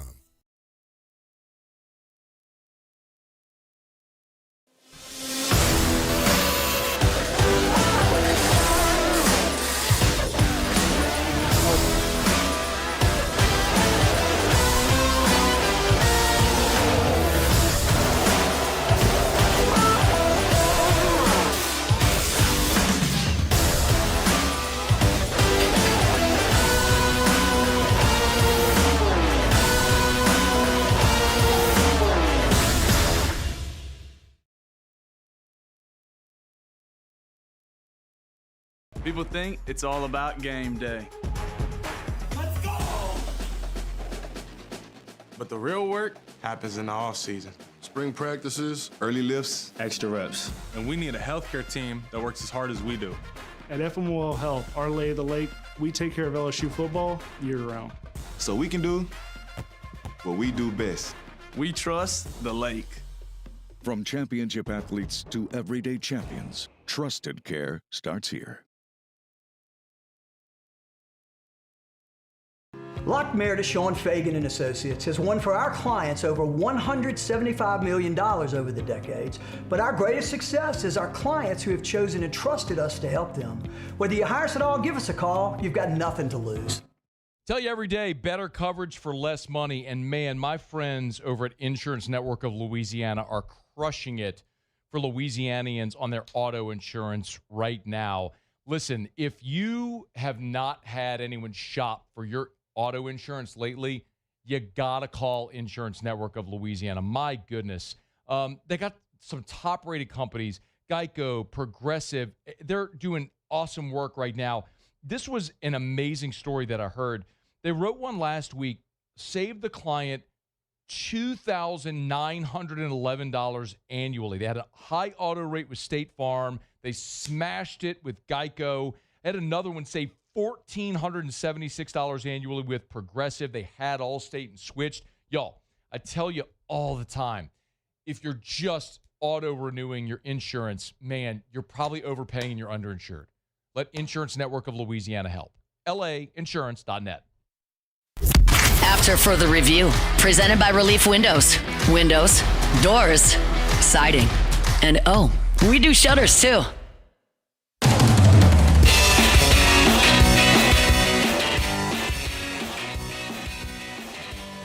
Saints wrapped up day 9 of training camp on Sunday down in Metairie. Off day here on Monday. They will be back on the field for day 10 on Tuesday. And hell, Saints play football this weekend.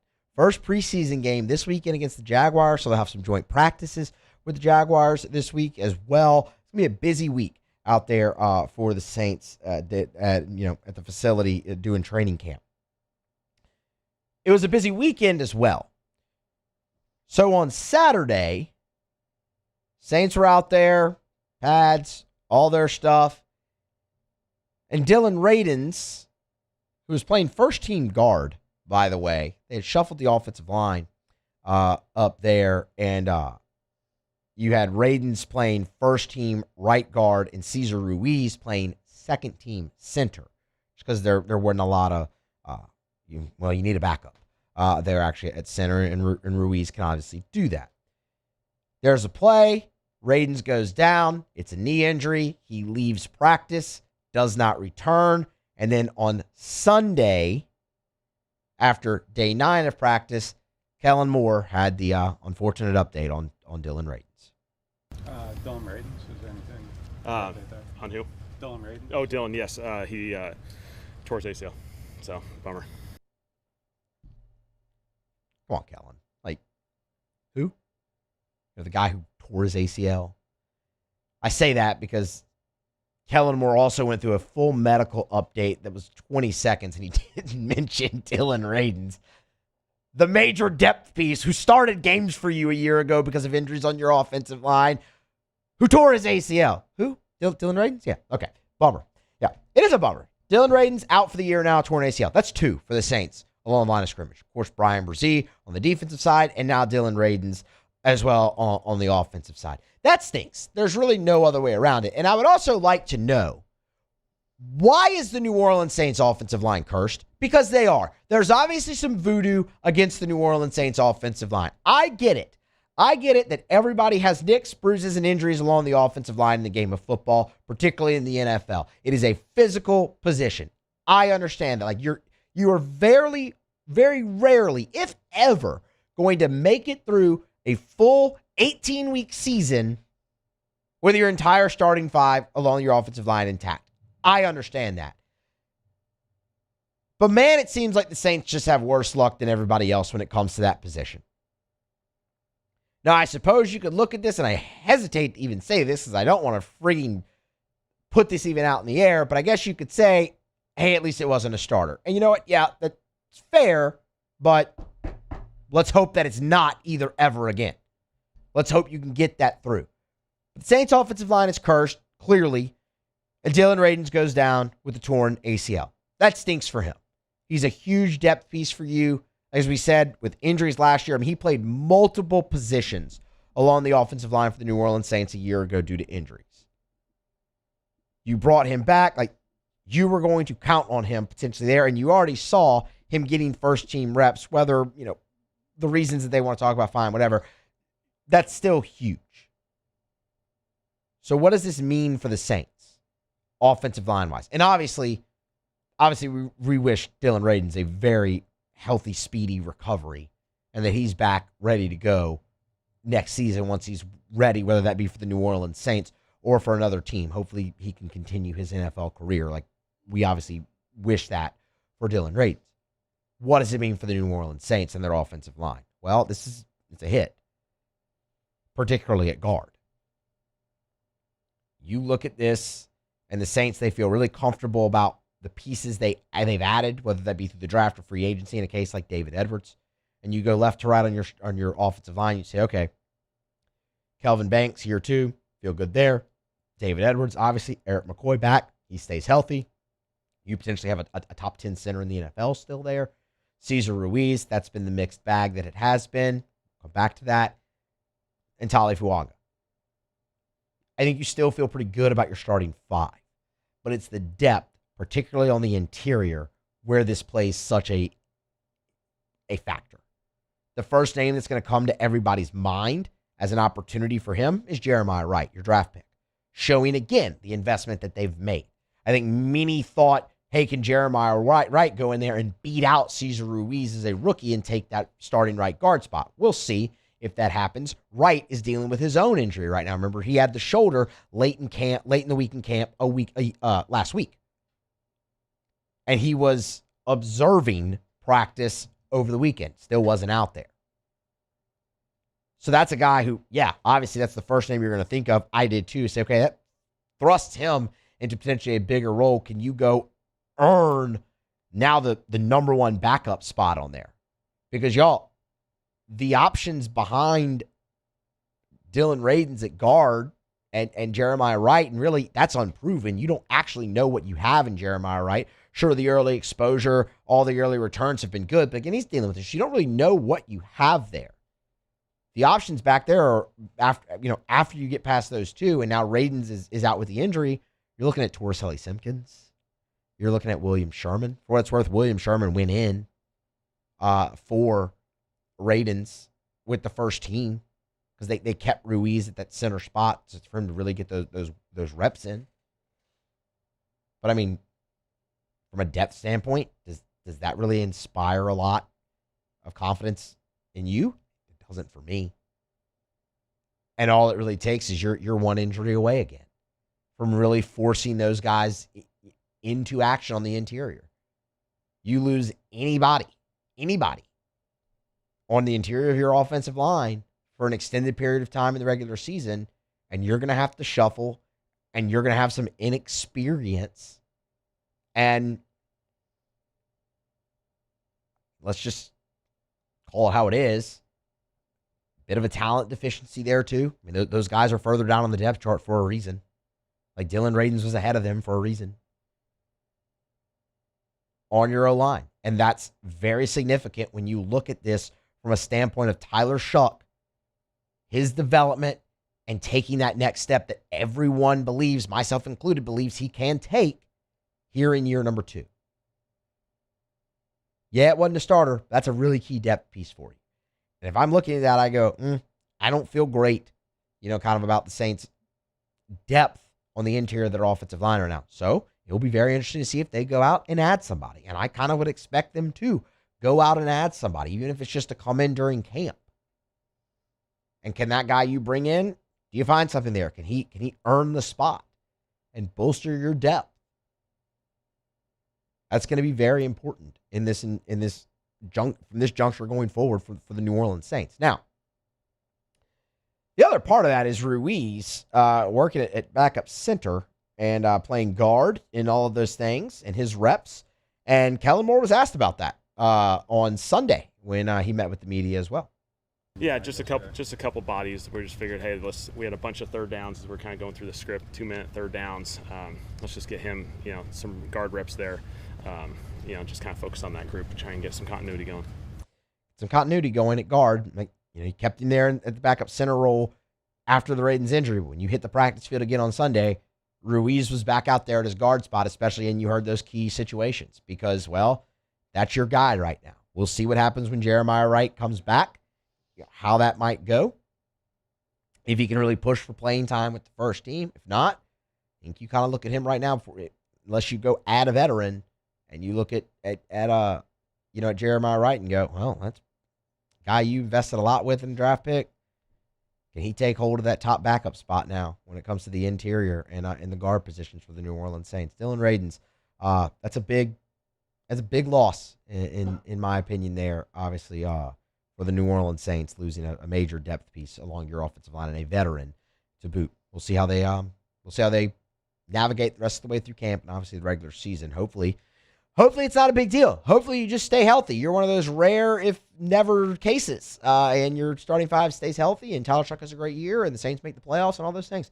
That's what we hope for, but that rarely happens in the NFL. So I think we know your depth's going to be tested along your offensive line at some point here in the regular season, and it'll have to be tested without Dillon Radunz. All right, we are due for another break. Before we get there, though, Lee Michaels and Matt Moscona. Quick reminder about Lee Michaels Fine Jewelry, lmfj.com. lmfj.com for Lee Michaels Fine Jewelry.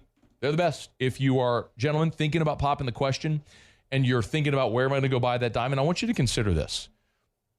There are places that will sell you man-made lab diamonds, but what are you buying? It's according to its makeup and characteristics, sure, diamond. But is it going to hold its value? Like, is that the way you want to say, I love you, I want to spend the rest of my life with you? Go to Lee Michaels.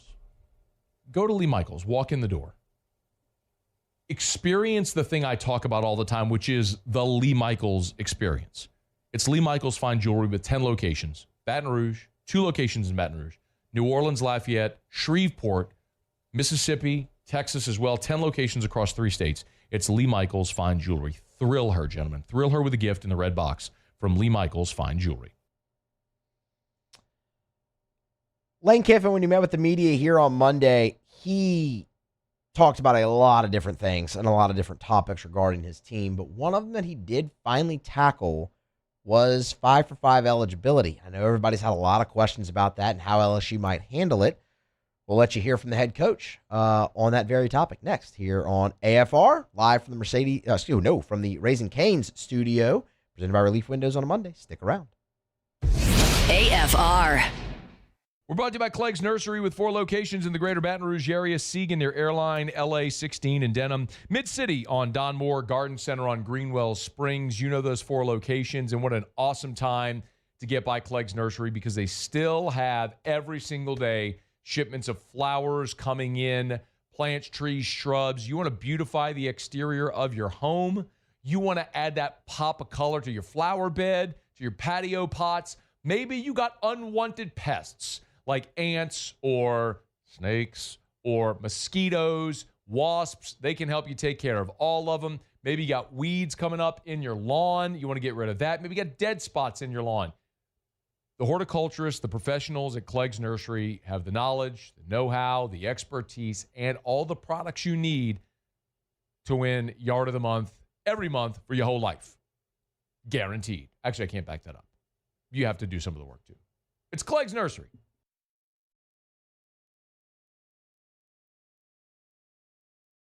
People think it's all about game day, but the real work happens in the off season. And we need a healthcare team that works as hard as we do.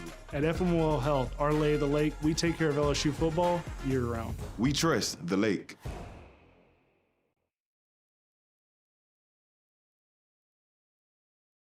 Community sailing is all about getting people in the New Orleans area out on boats, out on Lake Pontchartrain. Gulf Coast Bank helps us provide opportunities to get folks out who might not otherwise have the financial means to come sailing. Auctions in August is an online fundraiser that helps nonprofits like us service the community. Bidding through Auctions in August is a lot of fun because there's so many different items. There's something for everyone, so you're sure to find something that relates directly to you that you'll enjoy bidding on, and you get to help out the community.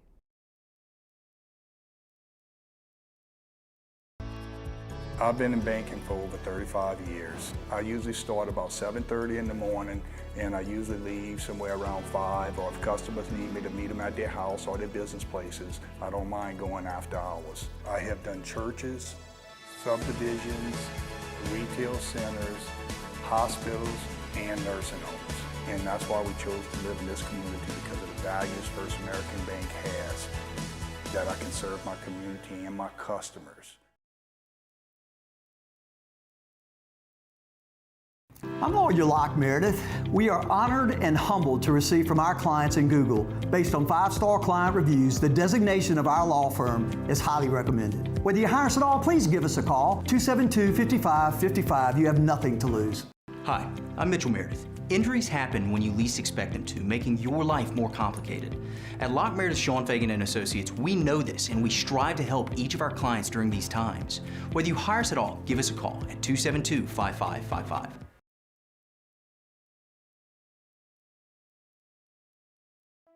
Another roof gone too soon.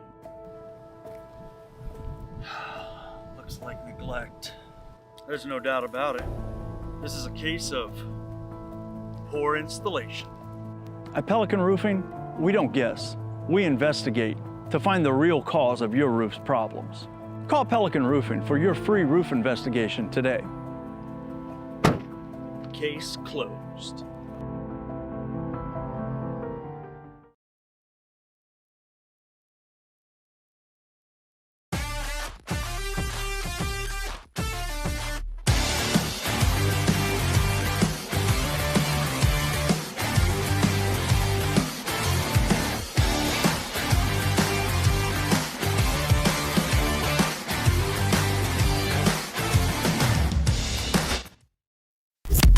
After further review, presented by Relief Windows. Windows, doors, siding, and oh, we do shutters too.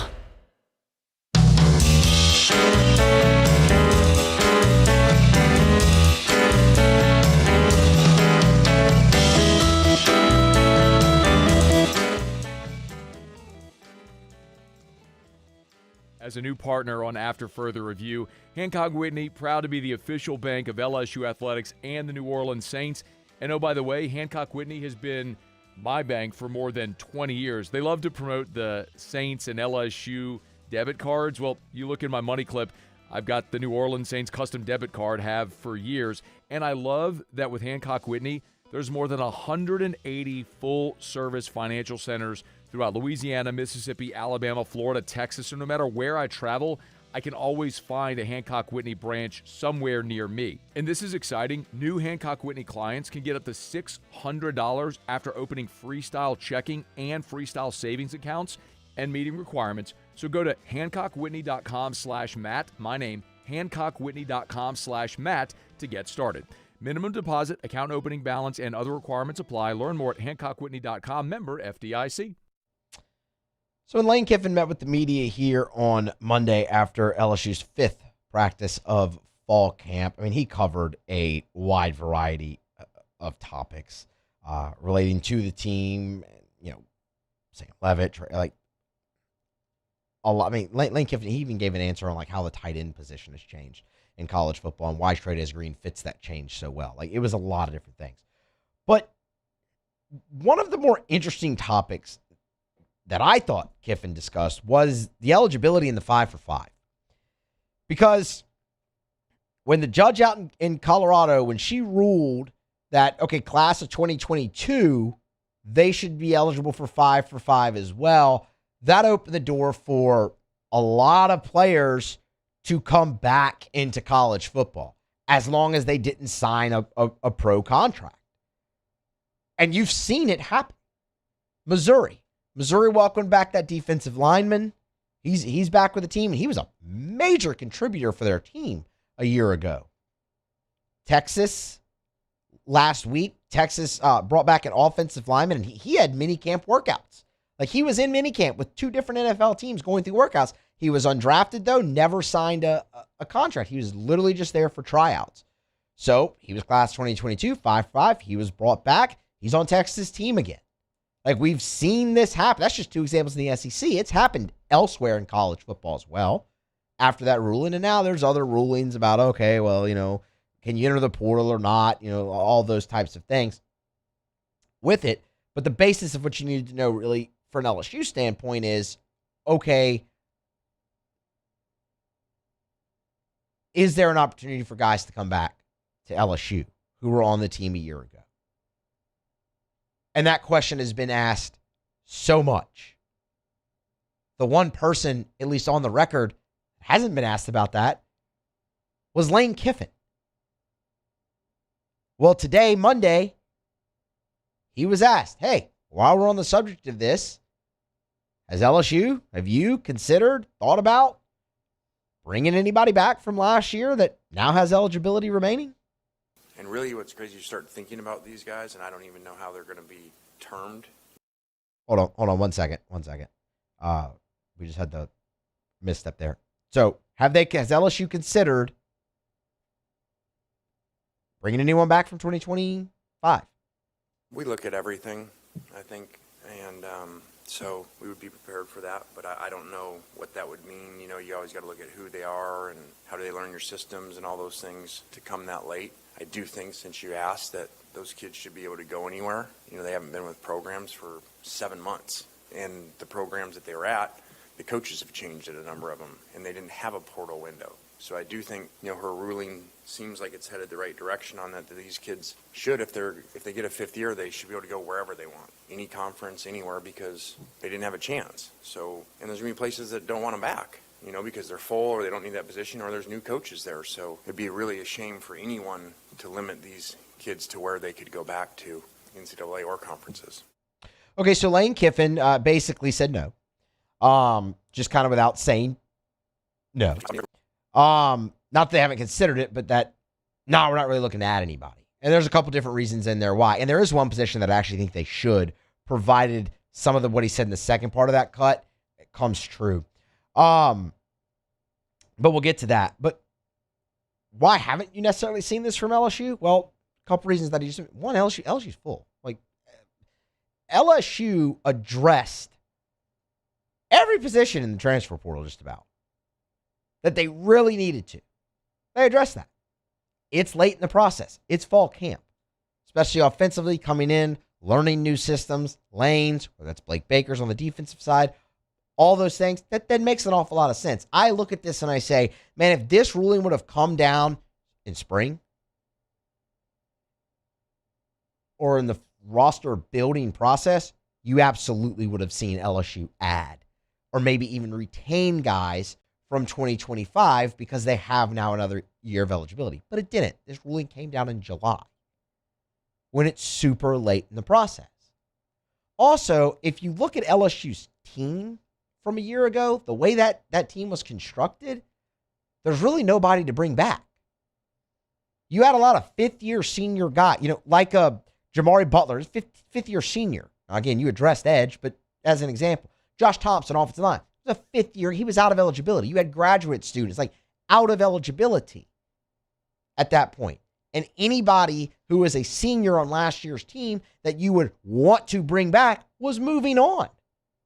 Anyway, A.J. Halsey was going to be a top 100 pick in the NFL draft. That was a senior. He would fall into this. He would have, but he's moving on. Barrion Brown got drafted. Any of those guys, they were moving on anyway. Of the ones that you really look at and go, it'd be great to have that guy back with this extra year of eligibility. He could really help.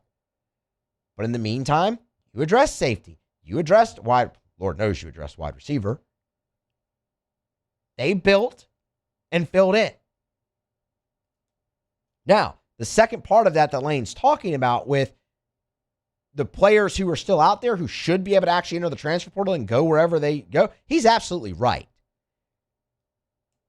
How are you going to sit there and grant eligibility to these players who deserve it as well, by the way, because you're 5 years removed from that season, so they deserve that. But how are you going to tell them, well, the only thing you can do is go back to the school that you were at. You can't go anywhere. I understand there's not a portal window right now. I get that part of it. And that's the answer, right? Well, there's not a transfer portal window. You did away with it. That's it. But you can open a one-time portal. And if they do, the one position LSU should consider this at is cornerback. That's easy. You're set with Woodland and Pickett as your starters, and they're going to be really good. But your depth lacks with the injury to Aiden Andy. And you've brought in some guys out of junior college and things of that nature. But if you could find, if it's not too late, and you end up having guys being able to enter a transfer portal per se or go wherever, cornerback would be the one position I look at for LSU and I go get you a 5-for-5 guy there. That's coming in start. So there's not the pressure on him to learn the system and all of that and whatnot. But again, corner. LSU plays a lot of man anyway. I can't cover this guy. And have that as a depth piece where you really need it right now. But, it doesn't sound like they're super interested in that currently. What was interesting about this, and this is cut 15, Luke, was Lane Kiffin talking about how the 5-for-5 eligibility changes this current roster for LSU. And this started off of a question about Dylan Jones, the running back room, and him coming in and pushing those veterans. And Lane Kiffin answered that a little bit. I clipped it out. It's another cut that we might get to a little bit later on. Answered that a little bit, but then took it this way with the 5-for-5 eligibility in this current LSU roster. And really what's crazy, you start thinking about these guys, and I don't even know how they're going to be termed, whether super seniors or whatever. All those guys now have an extra year. So really you kind of rethink your long-term projection of positions and plans. And it's crazy to think DJ Pickett has 4 more years now. Not that that's going to happen, but when we changed our board into their colors of their years and how much eligibility they have left, it was kind of crazy to watch. Whit Weeks has another year. All of them do. Just about all of them do. As long as you don't have any holdovers from class 2022 or beyond that, which you shouldn't anymore. At least very few. Basically, everybody's got another year. So how that changes stuff, not just in the immediacy, but in the future, roster building. You like a lot of these guys on the team. Like you said, DJ Pickett's that's never going to happen. We all understand that. But that's what you're dealing with. Even Whit Weeks has another year. We all expect Whit to move on after this year. He kind of falls into the category we talked about with the guys from last year's team. But it opens all types of possibilities for other players on the team who maybe could seek entering the portal, but maybe you really like them. And because they have another year of eligibility now, they're willing to wait it out one more year for LSU. So it could completely change how you structure and build your roster this offseason, whether that be portal, high school recruiting, or any of that, because now virtually everybody on your team has another year of eligibility. They all have 5 to play 5. There's no more redshirt. Now, that what we're talking about there, obviously, deals with health. You have to stay healthy and whatnot to really take full advantage of that. But it's one more thing for them to manage. But, man, I look at that and I say, that feels like that could be a really a positive for you if you have a guy that you really, really like. And, man, they weren't necessarily featured as much as you would have liked them to have been on this year's team. Maybe you get to the offseason, they're looking for the portal, and you can look at those guys and say, hey, look, we like you. You're going to get more opportunity this year. You have that extra year now. Why don't you stick it out one more season here? If it doesn't work, then by all means, pursue options. Like, that's a conversation that can be had now because of this. And LSU's got a very deep and talented roster at multiple positions where that very well could come into play. Just another thing to think about. And on the with as much of the forefront as this staff has been on roster building and construction,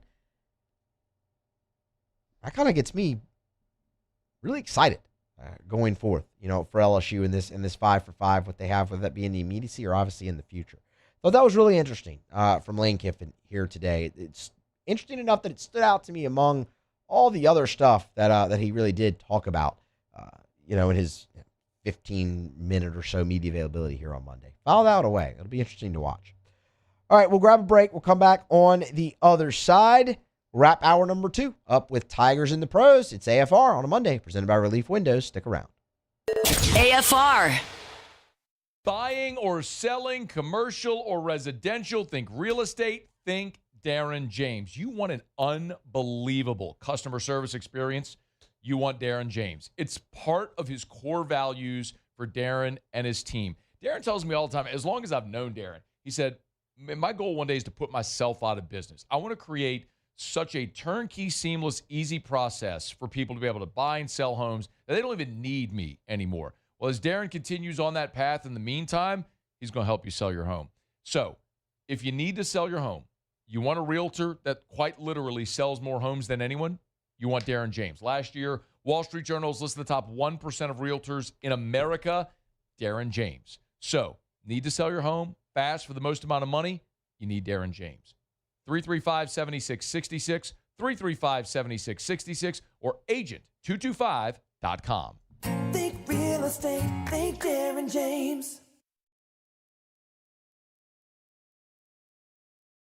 At Relief Windows, we're more than windows. We're windows, doors, hardy plank, and vinyl siding. But our number one product's always customer satisfaction. Come visit us at reliefwindows.com. By the way, we do shutters too. At Bayou Automotive, we believe in a sales process that puts you first. We want you to experience an easy purchase with clear pricing and great service. Let Bayou Ford and Bayou Chrysler Dodge Jeep Ram be your trusted partners in finding your perfect vehicle. The crew at Bayou Automotive is going to do right by you.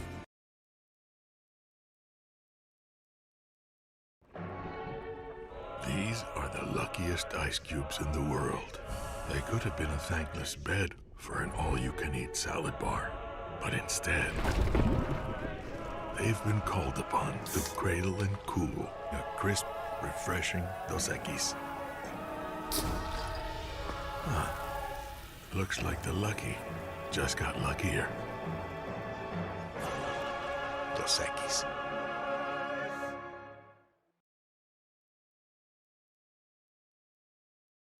Raising Cane's Texas Toast is a thick slice of bread, garlic butter spread, grilled to golden perfection and made to order just for you. Because when you make it right, you can taste it in every bite. Raising Cane's Chicken Fingers. One love.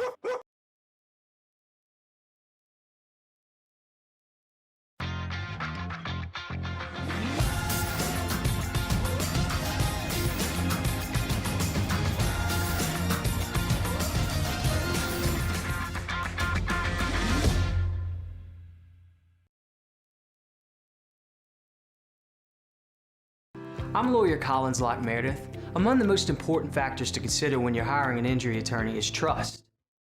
We're brought to you by Supper Club. You can book your reservation, supperclubbtr.com, supperclubbtr.com. One of the things about Supper Club that I love is if you want to go to Supper Club and be a baller, you can do it. You want to go to Supper Club and order a $5,000 bottle of Chateau Lafite Rothschild, you can do it. You want to go have $400 shots of cognac, you can do it. You can have experiences at Supper Club that usually are reserved for Las Vegas and New York and Paris and Abu Dhabi. Like, that's here in Baton Rouge. But the thing you got to remember as well, if you want to go to Supper Club and have the best steak of your life and have a few appetizers, a dessert, bottle of wine, you can do it as affordably as any other restaurant in town. But the experience at Supper Club is unmatched. Introduced open seating at the bar, first come, first serve. So if you knock off of work, you want to head by Supper Club, you can walk in without a reservation, see if you can grab a bar stool or a table by the bar as well. Have a great dinner, maybe cocktail, close some business. Book your reservation, supperclubbtr.com, supperclubbtr.com.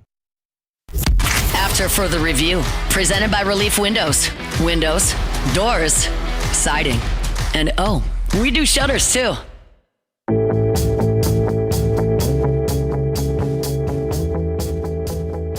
Back here after further review, Monday show presented by Relief Windows. Musso in for Moscona. Wrapping up hour number 2 of the show. We will do so, as always, with Tigers in the Pros. Take it away, Luke.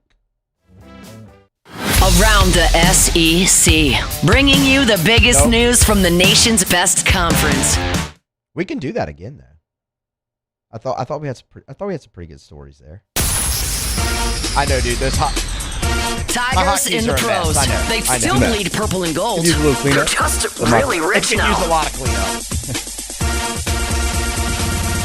All right, Tigers in the Pros.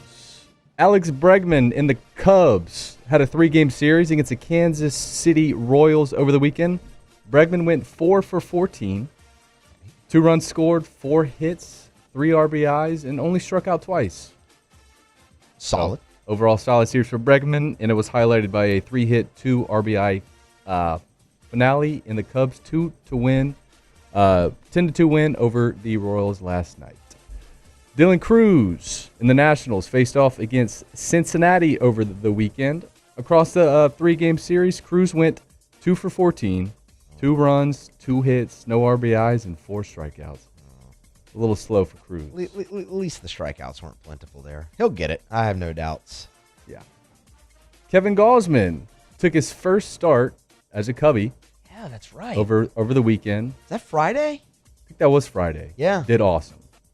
2 earned runs, gave up 4 hits, 4 strikeouts, 1 walk, and went 7 innings. Hell yeah. Love that.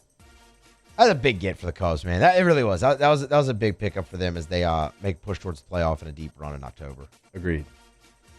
Last but not least, Mr. Tommy White. The A's faced off against the Red Sox over the weekend in the 3-game series stretch. Tommy went 1 for 11, 1 hit, 1 RBI, and 3 strikeouts. Not that great. Gage Jump was pretty darn good on Saturday, though. He went 6 innings. I think allowed 2 runs against. Well, yeah, they only scored 2 runs in the game. No, they scored a third in the 9th, but he went 6 innings and gave up 2 earned against the Sox. It was not. That's always tough for me, Luke. Whenever I watch a former LSU, really the pitcher face off against the Sox, because it's like I'm happy for them, but I'm also like, can you stop beating my team? And it's really the only time I get to be on like the other side of that. Like, you know how much fun it was in 2024 just watching Gage Jump dominate college hitters? It was like, man, so glad that guy's on my team. Now I get the other side of it where it's like, hey, it was just a lot more fun watching Gage Jump at LSU. Happy for him. So glad he's in the bigs and want nothing but success for him. But it's like, it was a lot more fun watching him do this when it wasn't at your expense. And it was at my expense Saturday. And that was a bummer. Well, don't take it personal because it seems like everybody's beating up on Boston. At least the A's are. Yeah. Well, I mean, we've been hot. What are you talking Okay, yeah. about? 8-game win streak? I mean, so going into Saturday, they had won 32 of 37. Okay, and they were on a 9-game streak, and then they lost the series to the A's. I was telling Paulie this earlier. Like, since since the start of July, the A's have been their kryptonite. They're 4-3 against the A's and like 27-3 against everybody else. It's like, why baseball? Just because baseball.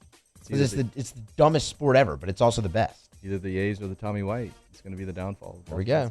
Look, man, Tommy, happy for him too. Dude was raking when he first got up there too. He was. Is that all? That is all. All right. Thank you, Luke. Tigers in the pros. It's after further review. We are just about set to hit our top of the hour break. Sports Center, obviously, to get you caught up on all your national headlines. And then we will be back for hour number 3 of the show. We'll kick that off with Ross Jackson. Busy weekend for the New Orleans Saints. 2 days of practices, another injury. They worked out a cornerback today in Terrion Arnold, or I should say hosted on a visit. Cornerback Terrion Arnold today. So there's a lot to get to with the Saints. We'll do all of that next here to kick off hour number 3 with Ross Jackson on AFR. AFR.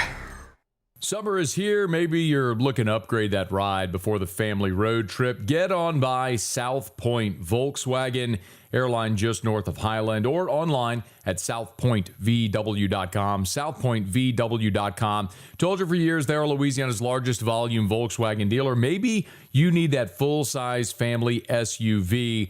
Make sure you go test drive the Atlas. That's what Erica drives. It's the 3-row, 7-seater family SUV. Tons of space to accommodate our family, all our bags, all the beach stuff as well. Go test drive one today at South Point Volkswagen. Remember, you can shop them online, new and certified pre-owned. So if you're looking for a pre-owned vehicle, great selection. Say it all the time. They're the largest volume Volkswagen dealer. They move more new inventory, so they have more pre-owned trade-in inventory as well. So make sure you shop their pre-owned vehicles over at South Point Volkswagen. Airline just north of Highland or southpointvw.com. South Point Volkswagen. What's your direction?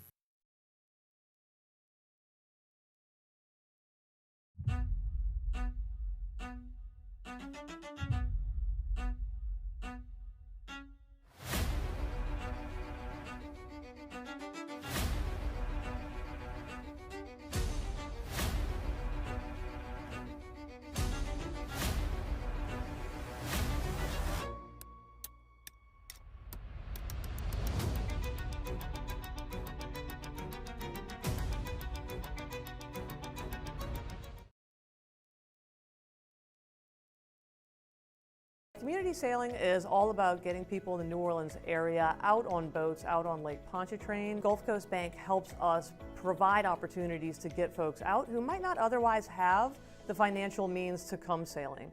Auctions in August is an online fundraiser that helps nonprofits like us service the community. Bidding through Auctions in August is a lot of fun because there's so many different items. There's something for everyone, so you're sure to find something that relates directly to you that you'll enjoy bidding on, and you get to help out the community. People think it's all about game day, but the real work happens in the off season, and we need a healthcare team that works as hard as we do. At FML Health, our lay of the lake, we take care of LSU football year-round. We trust the lake.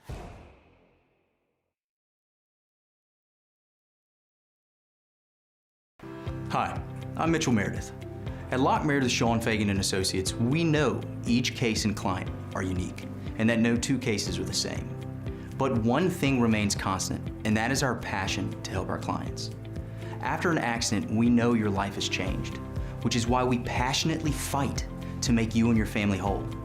Remember, whether you hire us at all, give us a call at 272-5555. We're here to serve you.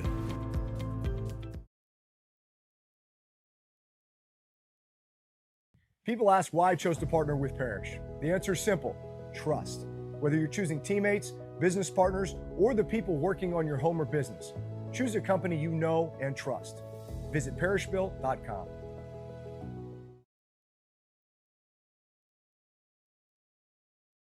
My name is Mike Krumholt, and I've been with First American Bank for 4 years. What makes First American Bank special is we're able to offer all the products and services that any other big bank can offer. What sets us apart is being able to give that small town feel that someone can pick up the phone and they can talk to someone or stop by the branch and get excellent customer service.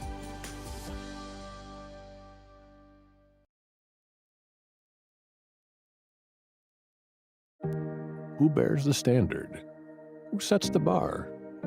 It's not those satisfied by low-hanging fruit or by taking it easy. Now the standard is set by the best of us, by those who work hard. Dig deeper. Give more. At Sunshine,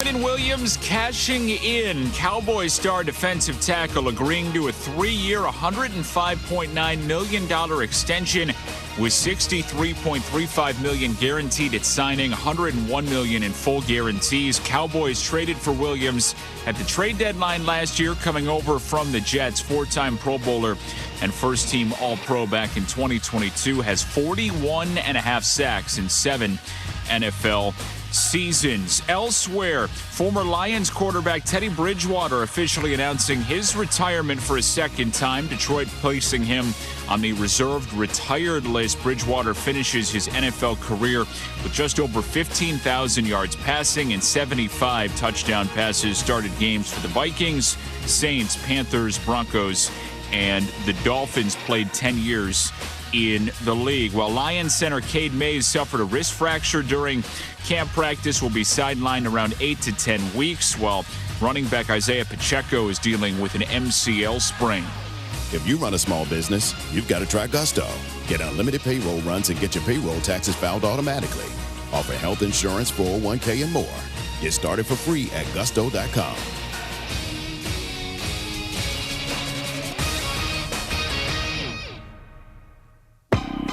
Matt Moscona. I'm very important. After further review. Say it one more time. After further review with Matt Moscona. And here we go. Live from the Raising Cane studio. Let's ride!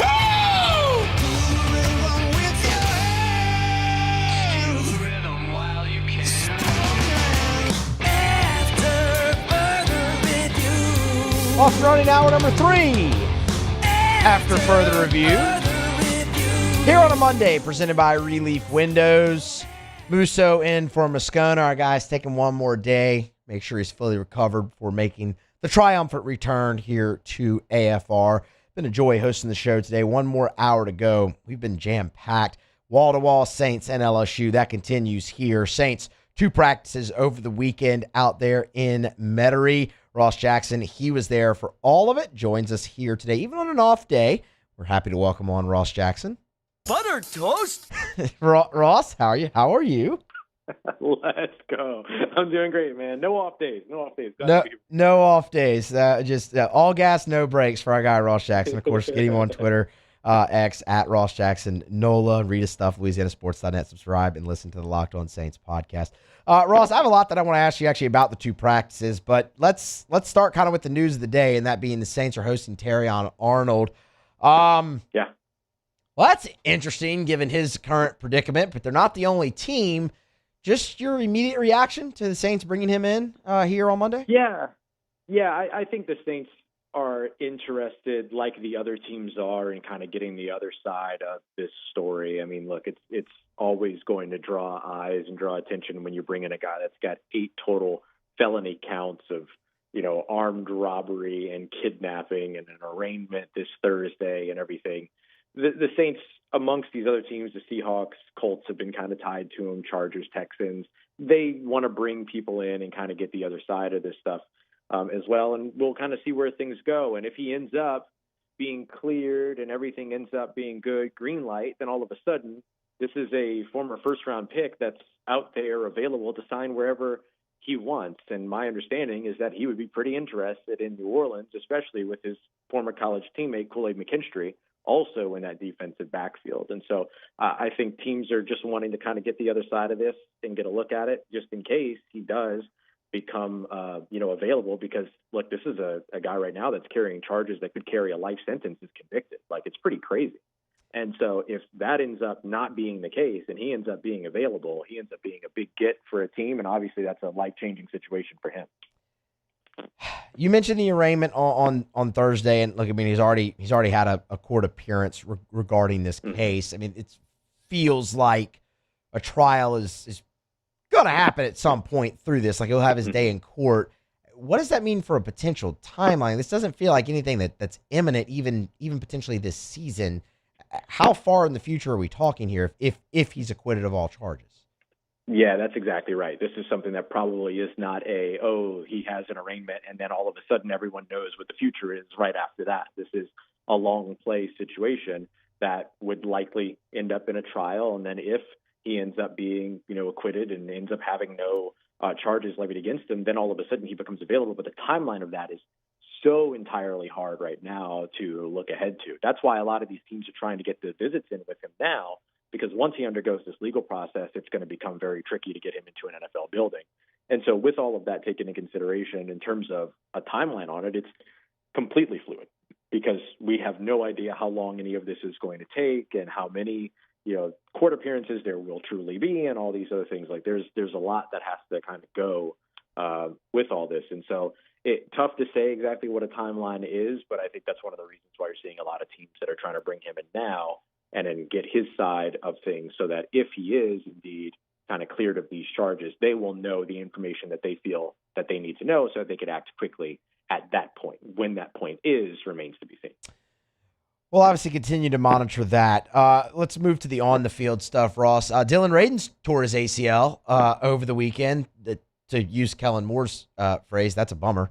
How significant is that? That's a big depth piece, feels like. How significant is that for the New Orleans Saints going forward on their offensive line?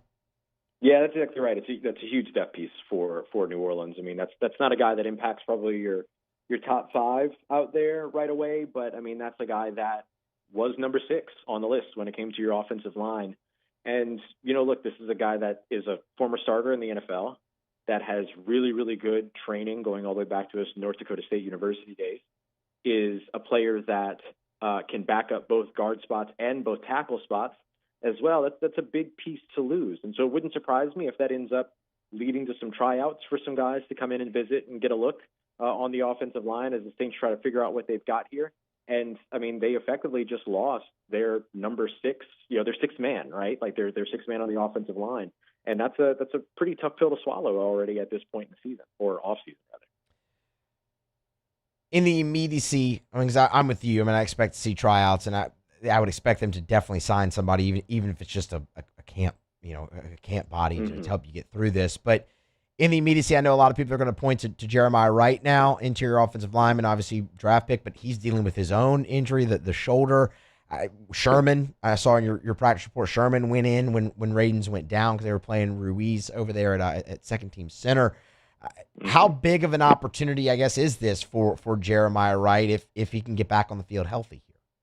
Yeah, I mean, it's a pretty big opportunity for him. He's been really, really focused at right guard. And so, he doesn't have the versatility necessarily, or I don't want to say he doesn't have the versatility, but he doesn't have the cross training that a guy like Dillon Radunz has at an NFL level just yet. It's probably more likely that guys like Will Sherman, Awesome Richards, maybe even Xavier Truss end up being guys that would be those tapped to move around while Jeremiah Wright continues to develop, and his focus has been on a singular position. But as soon as he's back out on the football field, obviously he becomes a really valuable piece, asset development, when it comes to that guard spot. But when you're looking at, who's the guy that you're going to bring in as the 6th offensive lineman, and the rare times now that the Saints use a 6th offensive lineman, that's probably a veteran player. When you look at kind of the swing guards, back up at left guard, all those other things, Jeremiah Wright's probably not in that immediate conversation just yet. They're going to go to those other veteran guys. But those are all guys I just named, Sherman, Awesome Richards, Will Sherman, Awesome Richards, and Xavier Truss, who the Saints acquired during the offseason / preseason just last year. And so the Saints have already proven that starting mid-August, they have no problem going to the market to go and see, kind of what's out there. So names like Mekhi Becton, who of course already has some connection with Kellen Moore, both most recently in Philadelphia. A guy like Kevin Zeitler as well, who's a 200-plus starter in the NFL, 200-plus start player in the NFL. Like those guys, all of a sudden, probably become a little bit more possible from the free agent side of things too. Talking with Ross Jackson, LouisianaSports.net, Locked On Saints podcast. Get him on Twitter, X at Ross Jackson NOLA. All right, Ross, looked like Jordan Tyson had a pretty eventful weekend and kind of like there's no more restrictions there for the Saints' first-round draft pick? Yeah, it certainly feels like it, man. He's getting a lot more involved Ball's finding its way over to him a lot more right now, and he's not just working on the inside at slot. They're getting a little bit more involved on the perimeter, so that's only going to open up more opportunities and a larger number of snaps for him as well. And so he has been explosive. He's been every bit as billed since he came in here, but now you're finally really starting to see it take shape over the course of this past weekend. I think this was the time that we expected this to all kind of ramp up and get together. The Saints have one last installation practice, that's tomorrow. And then all of a sudden they're starting to get ready for the game. So I think you're going to continue to see those opportunities tick up for him. And it seems that the more opportunities that he gets, the more plays he makes. So he's been a lot of fun to watch here over the course of the past weekend. I know it's a name that Saints fans have been waiting to see some highlights of, and they're starting to roll in. Yeah, it looked like the offense pretty much kind of dominated the day Saturday, started to, and then the defense bounced back. Would you say that was kind of more maybe Sunday's practice? Was that the most balance maybe you'd seen so far through the two units so far in training camp? Yeah, there was a little bit more counter punch on Sunday. Typically, we've seen kind of one side of the ball run the day, and on Sunday it was an early start for the offense, and then all of a sudden the defense started to take over when they got into situational moments, but then the offense still found kind of these little explosive moments throughout the rest of the practice to kind of punch back a little bit. And so we saw a little bit of a back and forth, probably a little bit more of a balanced day than what we're accustomed to seeing. And so with that, I think that on Sunday was like a massive day. We got to see both kickers over the weekend. How's that competition going? Yeah, it's probably a little bit tighter than you would expect, and it's a little bit tighter for the reasons that you wouldn't necessarily want. Both of these kickers so far have had a number of days in which they've missed multiple kicks each, and that has been a little bit of what's kept this conversation a bit more tight in a way that you wouldn't necessarily have expected at this point. All right, Ross, one more for you. Saints, they play preseason football this weekend, which means they'll have joint practices with the Jacksonville Jaguars this week. Wild. It is wild. It's also fantastic. Football's back every weekend now until February. This is great. This is what we live for, Ross. But yep, we'll get your take on all the joint practices. But I guess here at the start of the week, leading into them, what are you hoping to see when the Saints and Jags square off in Metairie in camp? Yeah, I mean, I think that teams, when they get the opportunity, and players in particular, when they get the opportunity to kind of go into these joint practices, they really revel in the idea of being able to go at an unfamiliar opponent.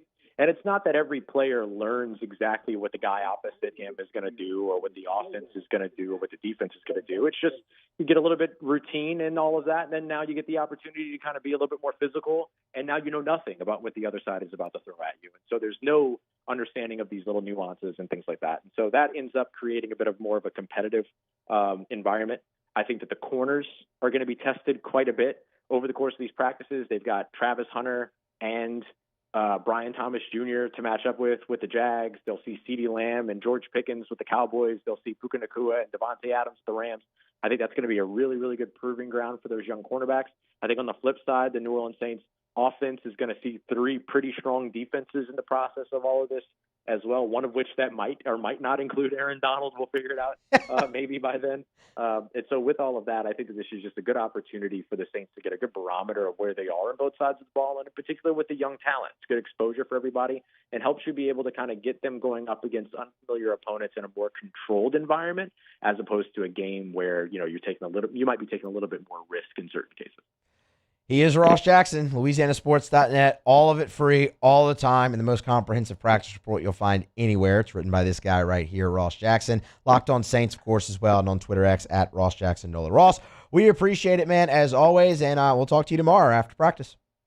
Absolutely, buddy. Thank you so much. You take care, stay safe. Talk to you soon. Thanks. Absolutely. Of course, that is Ross Jackson. This is After Further Review here on a Monday. Our show, of course, brought to you by Relief Windows, Musso in for Moscona.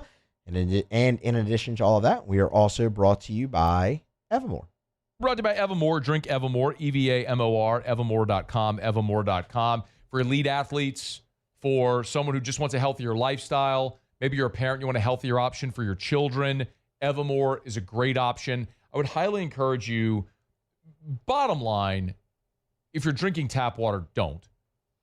Bare minimum, filter your tap water. But the best option is Evermore. This is natural artesian water.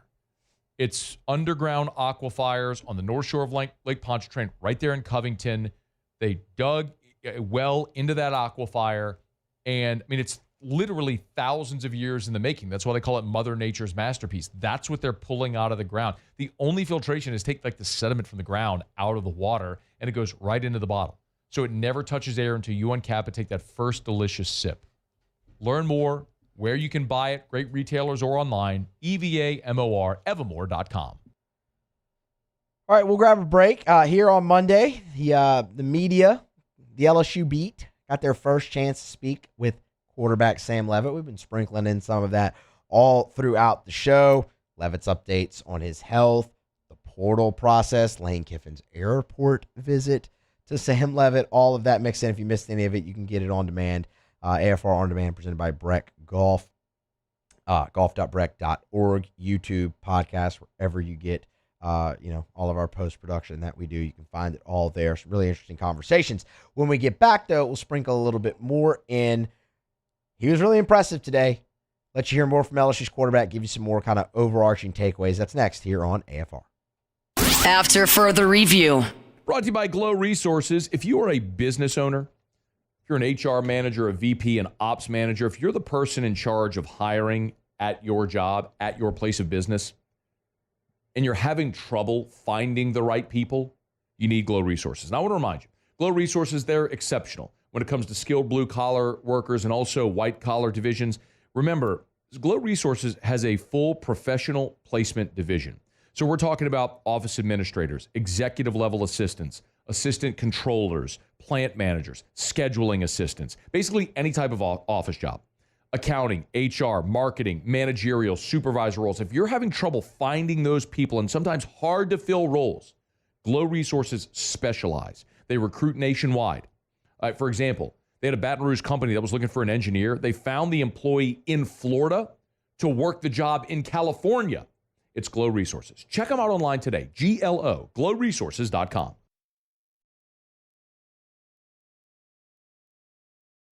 The Ascension Parish Sheriff's Office protects and serves over 132,000 residents across the parish. Keeping our community safe is our mission, and Rev Fiber plays a critical role in how we respond.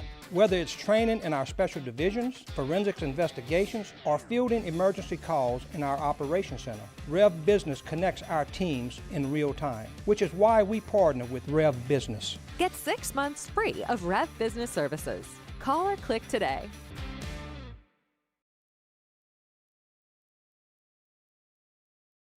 I'm Billy Schmidt, and I've been with First American Bank for 13 years.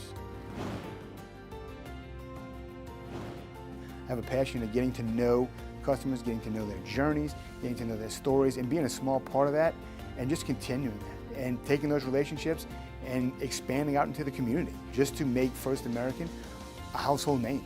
And people look at us and say, hey, what's special about you guys? You're part of a family.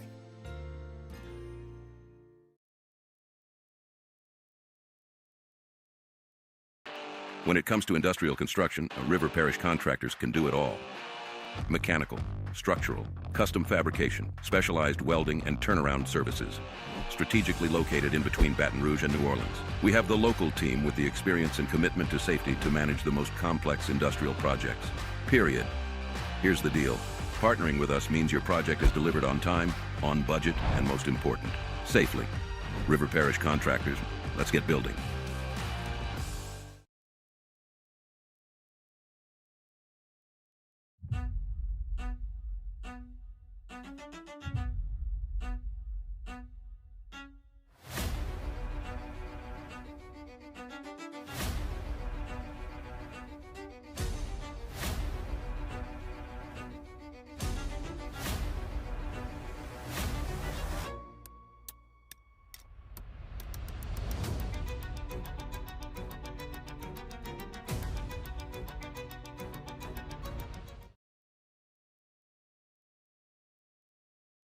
Hey, it's Matt Moscona. Look, back pain can sideline you from the things you love. That's why I trust Dr. Kevin McCarthy and the team at the Spine Center of Louisiana. Dr. McCarthy doesn't just treat symptoms. He gets to the root of the problem. From advanced injection therapy to minimally invasive surgery, they've got the expertise to get you back in the game. With 5 locations across Louisiana, including right here in Baton Rouge, quality care is close to home. Call the Spine Center of Louisiana or visit spinecenterla.com.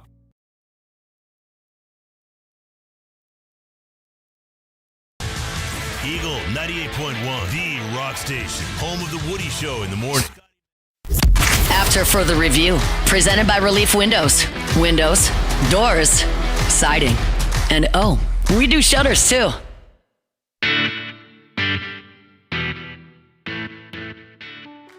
Our Lady of the Lake, championship health partner of LSU Athletics. Our Lady of the Lake and LSU, as we say, together we roar. Part of the Franciscan Missionaries of Our Lady Health System.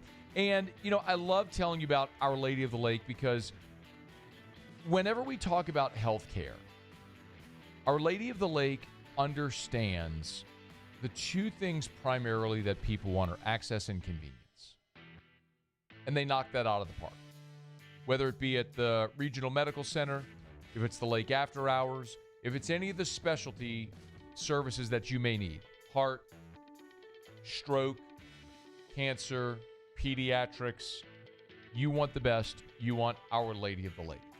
You can learn more about the Championship Health Partnership, OLOLRMC.com/LSU, OLOLRMC.com/LSU. Our Lady of the Lake and LSU, together we roar.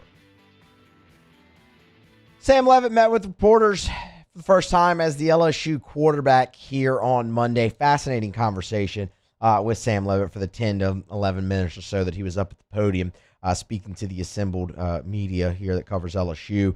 Talked about his health. We touched on that earlier in the show.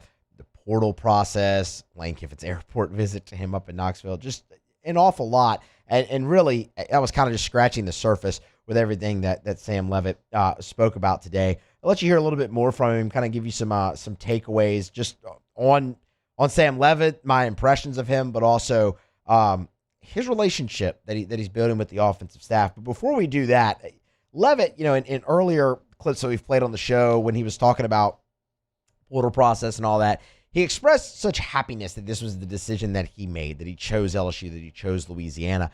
And he was asked here, on Monday about his experiences in Louisiana so far. The people are great in Louisiana. The passion, just walking down the street is pretty incredible. Just, the way that they love the state and put on for the state, it just makes you want to be here even more. People around the facility just showing so much love to Baton Rouge and the entire area. It's just been a blessing being out here. I'm from Oregon, so Louisiana kind of felt almost fake to me in a way. I didn't think it was a real place. But after being out here, I just love the trees, and I've always wanted to be in the South. The humidity obviously was something I had to get used to, but I love it now. I love the way it makes my skin feel and, everything like that. So it's been amazing. Sam Leavitt and I do not share the same love for the humidity, but Sam, I'm with you, bud. I've lived here my entire life. I was born and raised in Baton Rouge. And there's some days where I'm still not convinced that Louisiana is even a real place. It is one of a kind, and there are some head-scratching things here, but there are also things that you just can't help but love. And I thought that was a fantastic answer from Leavitt. And man, look, we say it so many times. If you embrace Louisiana and its uniqueness and its feeling of not necessarily being a real place all the time, it's going to love you back. And it looks like Sam Leavitt's already feeling that and already embracing the city and the state as well, and that's only going to serve him better as he continues his journey here as the LSU quarterback. There's countless examples we could go through on guys who have embraced this place and it loving them back. If you look from an LSU standpoint, Joe Burrow, right? The senior day thing, all of that, man. Joe still has foundation events here, so that's one of the things. But yeah, Sam, that's there are times where you look around and you go, is this a dream? Is this real life? What's happening here right now? Some of it's for the good. A lot of it's some of it's for the good, some of it's for the bad, and a lot of in between there with the State. But, man, it is one of a kind and unique. So love hearing that from Sam Leavitt. He also was asked about organizing the workout with the receivers over there in Dallas in the middle of last week. Or I should say, Yeah, it was, 2 weeks ago. A thought process I had coming into the year, it's something I've always wanted to do. Hop on a PJ, go with the guys, go train. And shout out to Gordon for making it happen. Went and trained and put in some good work with Jeff Christensen. Learned some things, got to go spend quality time with them, see them, in a little different scenarios. When you wake up in the same, we just rented an Airbnb, so we woke up in the same house. It's kind of different being in a situation like that versus just hanging out with them on the regular. Because you see how people are when, maybe their social battery's out and they don't want to talk to people or everything like that. But, it really created a tighter bond with us. And, I was just very grateful to be able to do that with them before the fall camp popped out, and it's just going to blossom from their relationships. So it's a great time in my life. Sam, I'm going to agree with you again, man. I've also always wanted to hop on a PJ with the boys and just go have a time somewhere. You and I, Sam, we have a lot in common. But all kidding aside, that answer really speaks to the leadership, right? Throughout the show, we've touched on maturity, the cerebral aspects of Sam Leavitt that you were really able to pick up on. But right there, leadership. You hear all the time, player-led workouts in the summer. That's here. Now, college players are afforded the opportunity to do what NFL players do. Look at Tyler Shuck and the Saints, and Drew Brees and the Saints for him. Fly out to San Diego, spend some time there, team building, bonding, and a lot of training, working out, getting to know your teammates, getting to know their tendencies and whatnot. And I love that he mentioned off the field. They rented an Airbnb. You get to wake up the same place with your guys, maybe see them when they're spent, how they go about their business. All of that is so valuable when it comes to on the field reps.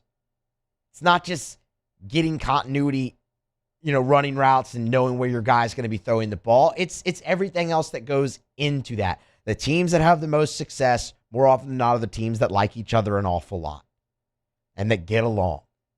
And for him to have the forethought, the leadership, and the ability in this day and age in college football to actually be able to put that together and execute it and go work with a high-level coach like Jeff Christensen, who's Patrick Mahomes' personal private quarterback coach, to be able to make all of that happen with his teammates. The forethought, the leadership, it's everything that you want. It's everything that you want in your starting quarterback. And for a guy at that point in his career already to know this is a really important point of the process, is getting to know these guys, not just on the field, their tendencies on the field, but the tendencies off the field. And you can go and you can have outings and explore a city and, just get to know your teammates on a completely different level. That's massive. And I love that Sam Leavitt took the initiative to go do that. And again, with the means that he now has available to make that happen. The other really interesting thing, and both Leavitt and Kiffin touched on this, was Sam Leavitt building the relationship with the offensive staff. And I want to start with Kiffin here. We'll start with Kiffin number 12, because Lane was asked about Leavitt's relationship, not just with Charlie Weiss Jr., but also with himself. Yeah, I think that Charlie and Sam have done a great job. They have a great relationship. I think that in our projection or kind of trajectory of how it happens, usually that happens first when they get here. There's more interaction with his position coach like that or play caller. And then I feel like mine comes more in the fall now with them, and just kind of over time as we've gotten the transfers over the years, that's just kind of how it's projected. So those guys are doing really well, communicating really well, which is extremely important with the helmet communication. There's a lot of things that have to get worked out in that didn't have to happen in communication between two guys, back and forth both ways. So it's really important. A couple things there. Number one, doesn't that just speak more toward, even more to what we've talked about of how much this is Charlie Weiss's deal now, that he runs it. And Lane is quick to point that out at any opportunity that he gets, that Charlie's offense, he calls the plays, he runs the meetings, all of those things. And to where, okay, right now, yeah, it's mainly Sam and Charlie. Let them work everything out. I come in a little bit later more in fall camp, more in the season. Talked about the helmet comm. That's the other thing. There's more to work out there. We have talked a bunch already in a very short amount of time about Lane Kiffin and his staff's use with the helmet comm, where it was Brooks Austin, who was on the show with Matt at Media Days, who told the story of like Lane used to whistle on the sideline all the time. He'd see something, whistle to get the quarterback's attention, change something, and go. Now he doesn't have to do that. He can just pull the mic down, and Charlie can pull the mic down, one of them, tell them what they see, change it up that way, just communicate them, and you go. So, like, that part is all really, really intriguing into the relationship aspect of this between Lane Kiffin, his staff, and his quarterback. Lane continued. He was asked a follow-up about his role with the quarterbacks now that Charlie, runs it all offensively. Charlie does most of it. Mine will be more as we get closer to games and certain plays in certain situations, or handling emotions of the game or situations in the game, because I'm down there and Charlie's up, so I can be in front of him. Fascinating how that dynamic has changed, because, I mean, again, we all think of Lane Kiffin as this quarterback guru and coach, and look, I mean, he is. Like, we're not dismissing that. I mean, I sat here earlier in the show and told you I'm never going to worry about quarterback play ever again as long as Lane Kiffin's the head coach at LSU, because they'll always figure it out. But to hear him just, again, how much of this actually is Charlie, and now, I mean, Lane Kiffin basically, what he told you there is, I'm involved, but really it's game days where I can go down there and manage the emotions of the quarterback, like have the relationship that way. More of a head coach, not necessarily, hey, I'm your OC, I'm your play caller, I'm your quarterback coach. Like, it's much more of level head, keep it going. Like, you're fine. Get that throw. We can manage this together. Here's what we'll do. Here's the plan. And just kind of act like, to me, it sounds more like middleman between, Weiss and the quarterback when the game's going on and Weiss is in the booth and the quarterback's on the field. That's fascinating. And then Sam Leavitt, also naturally with Kiffin speaking first and being asked that, Sam Leavitt was asked about building the relationship with Charlie Weiss and the rest of the offensive staff.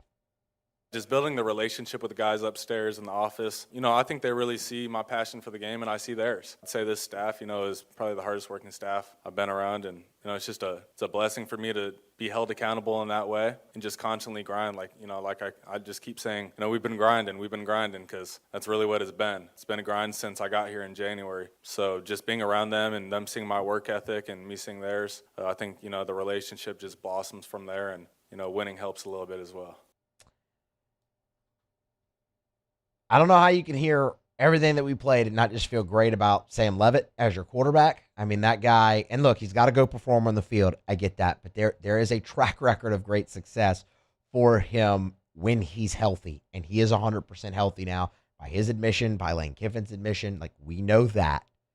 But to listen to how thoughtful and cerebral he was today, how mature he came across today as well, and then the leadership aspect we touched on with the Dallas trip, I couldn't be more impressed with Sam Leavitt after his first media availability. Now, again, got to go well on the field, but when you haven't played a game yet, and that's what you're hearing from your quarterback, blown away from Sam Leavitt and everything we heard from him today as he embarks on his first season as LSU's starting quarterback. We'll continue to watch it all throughout fall camp, and ultimately LSU, they'll tee it up, kick it off September 5th, Saturday night in Death Valley against the Clemson Tigers. All right, we'll grab a break. We will come back on the other side. Interesting injuries are a thing in the NFL, and the Saints' first opponent of the year, they were dealt an unfortunate blow. We'll get you a little bit of update there and continue. We still have to get to Auto Locks as well. Stick around. It's Monday's AFR presented by Relief Windows. After further review. Let's Rev, R-E-V, letsrev.com, letsrev.com. You ever just get super frustrated at super slow internet? Oh, we've all been there, man. The little spinning wheel, slamming your keyboard or your mouse, pounding the desk because it's so frustrating. Your internet's so slow. Storm comes, knocks the power out, knocks the internet out, knocks the cable out. You're so frustrated. Maybe that's just me because I get kind of angry about things. But it's annoying. Nobody wants that to happen. Rev can help. They're local and 5 gigs, lightning fast speeds, and backed by an all-fiber network. Fiber. It's buried under the ground. I mean, you don't have to worry about a storm coming knocking the power lines down. Let's Rev. Listen, more than 70,000 Louisiana homeowners and business owners trust Rev. You should as well. REV. 90 years of local experience. Let'sRev.com. Let'sRev.com.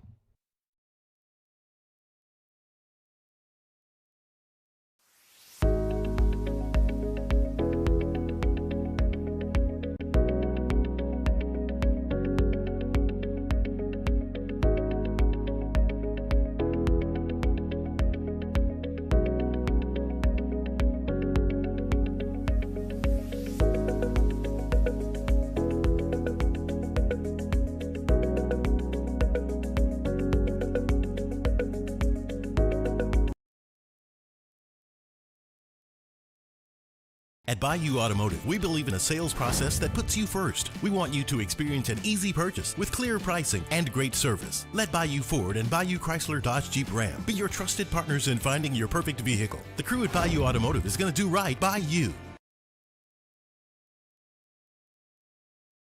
At Relief Windows, we're more than windows. We're windows, doors, hardy plank, and vinyl siding. But our number one product's always customer satisfaction. Come visit us at reliefwindows.com. By the way, we do shutters too. If your office is experiencing performance issues like slow networks, jammed printers, or disappearing files, Advanced Office Systems may be right for you. With powerful IT solutions, print management, document imaging, and security systems, they help offices regain confidence naturally. Side effects may include uncontrollable efficiency, smoother workflows, and a sudden burst of office joy. Say goodbye to those emotional breakdowns in the supply closet and get back on track with Advanced Office Systems. Hi, this is Beth Serena. Welcome to my pool.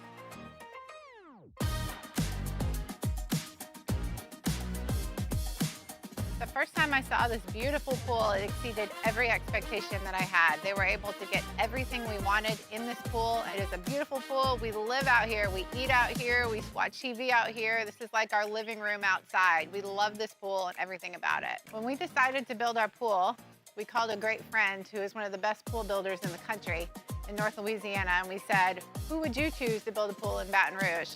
And without a hesitation, he told us Russell Pools. He said their history, tradition of great builds, great pools was unmatched. So of course, who did we call? Russell Pools.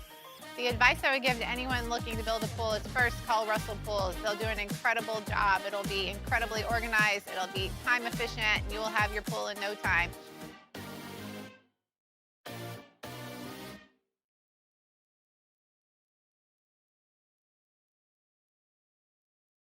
I'm Billy Schmidt, and I've been with First American Bank for 13 years.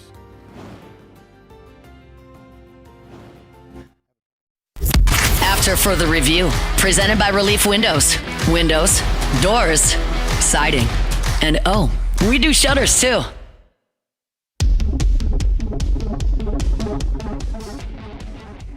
Brought to you by Shawbills Tire and Auto Service, ShawbillsTire.com. 18 locations in South Louisiana. Find the location nearest you at ShawbillsTire.com. Bumper-to-bumper auto service and name brand tires at wholesale prices. They will always find a way to get you the best possible price for the best possible tires on the road. That's what they do at Shawbills. And when they get you in by selling you the best tires at the cheapest price possible, they're going to treat you like family, and they're going to treat you so good you're going to keep coming back year after year after year every time you need anything for your vehicle. Tires rotated, oil change, check engine light on, brakes squeaking, whatever's wrong with your vehicle, bring it to Shawbills. Let them give it the once-over, and you can always schedule online, so it's convenient. ShawbillsTire.com. Find the location nearest you at ShawbillsTire.com. Shop tires online at ShawbillsTire.com. Be sure to ask about the Shawbills credit card as well, because you can save $50 off your first purchase when you use the Shawbills credit card only at Shawbills. And you look around the NFL, and this has been a dreadful offseason for injuries in training camp. I mean, you just look here at the Saints. Brian Brzee, ACL, out for the year. This past weekend, Dillon Radunz, ACL, out for the year. Look at the Carolina Panthers. They've lost 2 players for the season already over there. I mean, it is all across the NFL. NFL's got a training camp injury problem. They need to do something about that. But there's only so much you can do. You still have to tackle and do all those things. But it's those non-contact ones, man, that's been really tough to watch here so far in the offseason. And no one's immune to it. I mean, we just gave you two answers and two examples. And again, there's plenty more. And now it's impacted the Saints' first opponent of the season. So New Orleans will open the year up at Detroit against the Lions second weekend in September. And there's two injuries to monitor. One guy Detroit will be without, and this is significant, and that is their starting center, Cade Mays. Dan Campbell, when he met with reporters, noted that it was a wrist injury for Mays and that he would miss, quote, a significant period of time. Ian Rappaport came up behind that and mentioned that Mays fractured a small bone in his wrist and is expected to miss 8 to 10 weeks. So the Detroit Lions will not have their starting center when the New Orleans Saints head up there to open the season week 1. That's significant.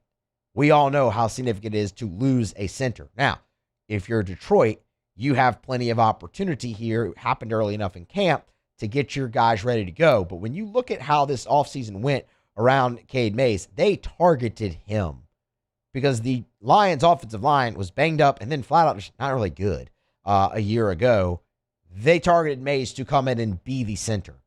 And that's a guy who has appeared in 52 games. This is a sixth-round pick out of Tennessee, by the way. Appeared in 52 games, 27 starts at both guard and center, but primarily center the last couple of seasons in Carolina to the tune of 20 starts. He's made 20 starts at center the last 2 years. Like, this is an established guy. That's why he was targeted, and they'll be without him for the first 8 to 10 weeks, including the game against New Orleans. They'll try Juice Scruggs, which is a fantastic name. He's out of Penn State. Seth McLaughlin and Michael Nice in there as well, and see which one of those three can best fill that position before the Saints come to town. We'll see if they also add anybody. But that's significant. So the Lions will be without their starting center when the Saints head up there September 13th to face off against Detroit. The other injury is to running back Isaiah Pacheco.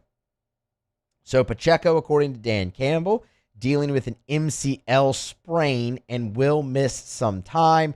Campbell did say he expects Pacheco to return before the week 1 matchup against the New Orleans Saints. Quote, he's quote, not concerned when it comes to that injury. That's a little bit of good news for the Lions. Maybe a bit of misfortune. I mean, I guess you could say, I don't want to say that when it comes to injuries, right? We all wish these guys healthy careers and speedy recoveries, but when you look at the Saints, it's like, well, he'll be back. But then again, if you're the Saints and you look at this and you go, yeah, Jahmyr Gibbs still there. He's healthy. He's fine. All right, cool. Then it's fine. But Pacheco would be a nice change of pace there with Jahmyr Gibbs, and he is expected to be fine and back before they open the season. But Cade Mays, not. Interesting things to monitor while you expect Pacheco back. Keep an eye on it as we get closer and closer to the start of the regular season and see if that doesn't progress one way or another there. Hopefully, obviously, you wish for Pacheco it progresses the correct way and he's healthy, ready to go, and can play a full season. But if not, that heavy's the load on Jahmyr Gibbs even more. If you're the Lions, he just got paid, highest paid running back in the league. That'd be more of a hit to their depth. But just two things right there to file away when you look at this. Saints-Lions week 1 getting closer and closer, September the 13th.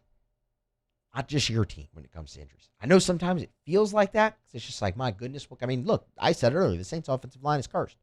But it's like, it's all around the league, man. Everybody deals with it, and everybody deals with it this time. I'd love to see if there's something that could be done to prevent the non-contact soft tissue things in NFL training camps. That's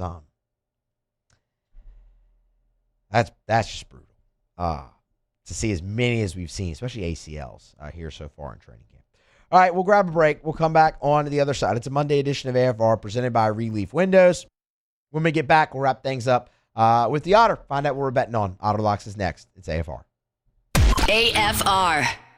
Get Gordon and get it done. Gordon McKernan Injury Attorneys. If you've been injured and it's not your fault, do what injured people in Louisiana have done for more than 30 years. Call Gordon McKernan Injury Attorneys. 888-8888. It's all 8s. 888-8888. I don't even need to give you the area code because no matter where you are in the state, it doesn't matter. Just dial 888-8888 for Gordon McKernan Injury Attorneys. Gordon does an awesome job, man. He's a great person. They've been so invested in our communities with all the charitable and service work that they do. They give back into the communities that they represent, no matter what time of year. If it's the bike giveaway for kids around Christmas time, if it's the laptop giveaway around back to school time, if it's the charitable work they do during October for Breast Cancer Awareness Month, they're always involved in the community. We tell you all the time, of course, about the G team and what Gordon's done with NIL and the opportunities that he's afforded student athletes. Just a great, great community partner. If you've been injured, you need representation, go to getgordon.com. That's getgordon.com. Get Gordon and get it done.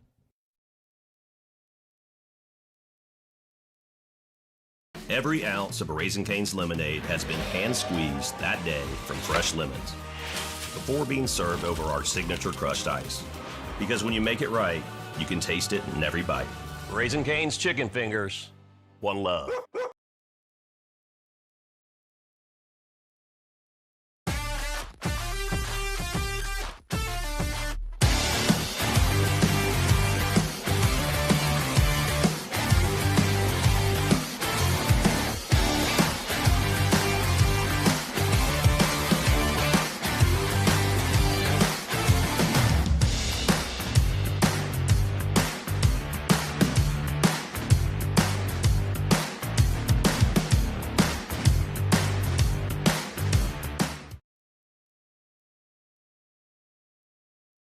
Hi, I'm Mitchell Meredith with Locke Meredith Sean Fagan & Associates. We take great pride in educating our clients about their rights.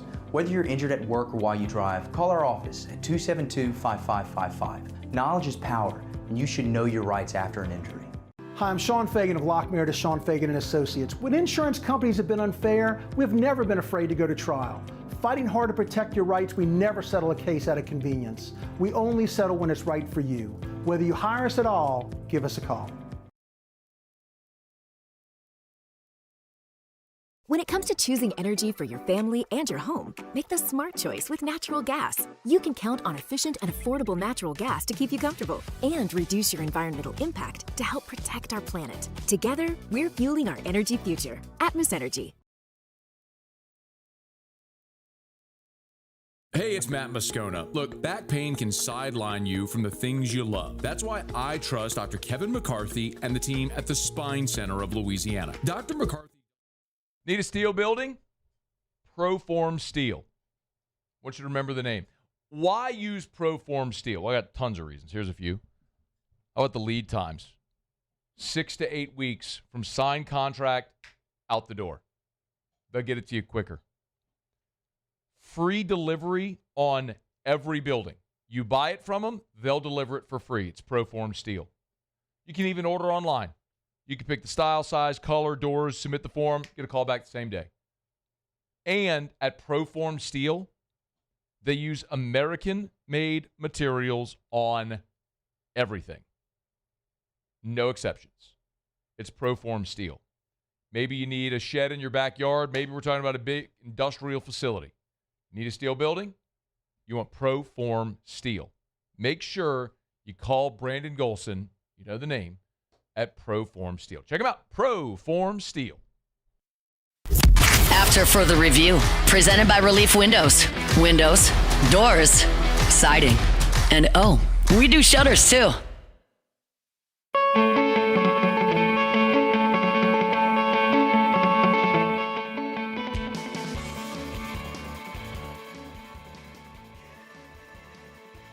All right, back here after further review, closing out a Monday edition of the show presented by Relief Windows. Musso in for Moscona here.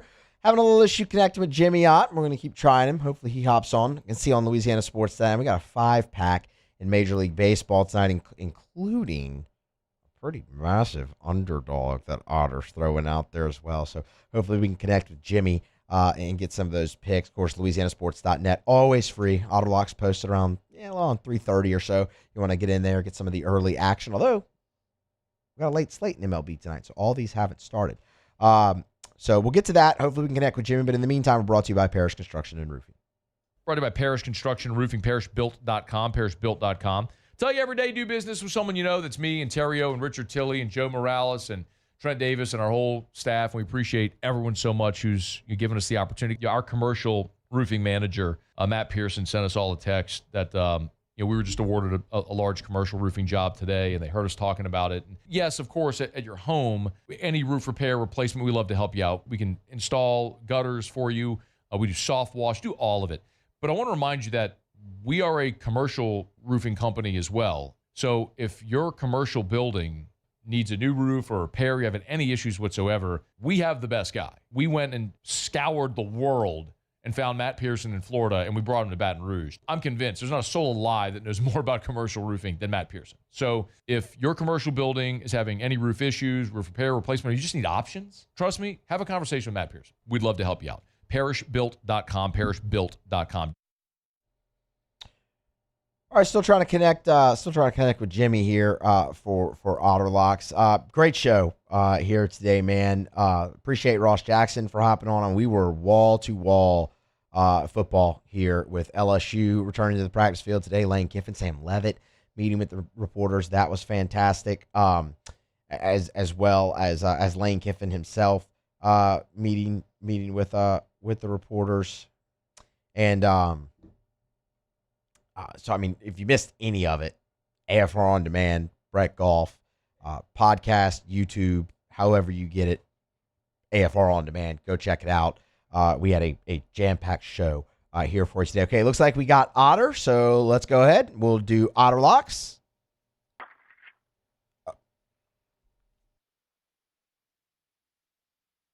So you got me? I got you, Jimmy. Okay. I got you. How's it going? Oh, good, man. Good. Let's get right to it. Start off with Boston in Toronto.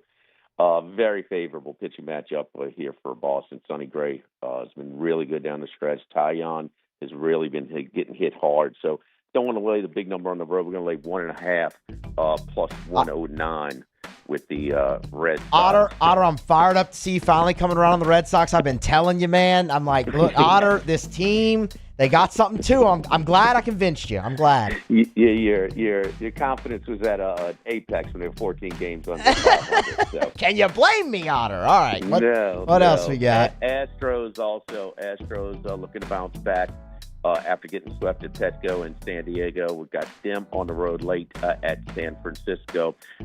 Phillies, one of the underachieving teams this year, but and they're fine when Wheeler, Painter, or Luzardo starts. But anybody else than that, it's been rough. And then we're going to fade Painter tonight. Painter's got an ERA. Well, his numbers are just really not good. St. Louis plus money at home, with there, and almost would recommend the over in that game as well. Milwaukee, Logan Henderson out of Lafayette. He has been outstanding this year and last. He keeps trying to fit into that rotation. That's probably why they let go of one of their pitchers before the trade deadline. The Brewers, we know about the best record in the National League. Give us the Brewers minus 110 on the road there. 2.7 ERA, under one whip for the Milwaukee Brewers, right-hander from Lafayette, Louisiana. And then we're going to take a shot. Big dog here going against the Dodgers. Tarek Skubal. He threw 6 innings in his only start for the Dodgers since he was picked up from the Tigers. That's what they're probably going to go with him again tonight. Expect 6. The bullpen has been struggling as of late. Cameron is for Kansas City as well. He is on fire. Last 23 innings pitched, he's allowed 1 run. So 8 and 7 innings in that stretch. They blew the game for him, did the bullpen last time. And we know about Bobby Witt Jr. coming back, sparking that lineup for the Royals. Royals plus 245 on the money line tonight against the Dodgers, who've lost 8 of 9. That's up to 259 now as well. There so an even bigger fish there with Kansas City. Fading Skubal, I like it. So we got the Astros on the money line, The Red Sox on the run line. Cardinals plus money on the money line. Brewers, and then the big one, Kansas City plus 259 right now, posing against School and the Dodgers. Where are you tomorrow, Otter? We're at Mike Anderson's on Lee, just off of Nicholson. Y'all get over there, check out the guys. Live at lunch, 11 to 1 here on 104.5 ESPN Baton Rouge. Otter, we appreciate it, man. Good luck. We'll talk to you tomorrow. Okay. All right, it is Jimmy Ott. Those are your Otter locks. Again, Astros, money line. Red Sox, I should say, on the run line. They're not playing the A's, so you should be good. And then Cardinals, money line. That's coming back plus money. Brewers, money line. And Kansas City Royals, plus 259. That'll probably actually continue to climb. That's the last game of the night in Major League Baseball. It's the last one to go off between the Royals and the Dodgers out there, Chavez Ravine. So, man, even if you want to wait a little bit longer, public's probably going to lay it thick on the Dodgers the closer and closer you get to that game. So you could even get potentially maybe even a better price than plus 259. That'd be awesome if that hit. That'd be one heck of a way to start the week here on Otter Locks if Otter cashes a plus 259 on KC. That's just about going to do it here for us on After Further Review. Thank you to Luke. Thank you to Paul. Musso here in for Moscona. Scone back in the very near future as he continues to recover. We wish him, obviously, a continued speedy recovery. Be back here for 3 o'clock. More AFR on Tuesday. Love to talk about AFR. ARCCO, arco.com, arco.com. That's Arco Power Systems. We talk about generators a lot in Louisiana, especially all along the Gulf Coast, where we're sort of in this storm belt right here in the Gulf Coast. Well, of course, a lot of people have home standby generators. When we talk about Arco Power Systems, these are not home standby generators. This is industrial generator power. This is for your business. I mean, just think about it. When the power goes out, be it a hurricane, an ice storm, snow like we had last year, power goes out. What do you do with your business? Well, being offline is not an option. That's why you need Arco Power Systems. ARCCO, arco.com, arco.com, arco.com. Just look at all the locations. Baton Rouge, Bossier, Harvey, Lake Charles, Mandeville, Mobile, LaPorte, Texas, San Antonio, Little Rock, Houston, Dallas. They're everywhere. So if you're a business and you need standby power for your business, you need Arco Power Systems. ARCCO, arco.com, arco.com, arco.com.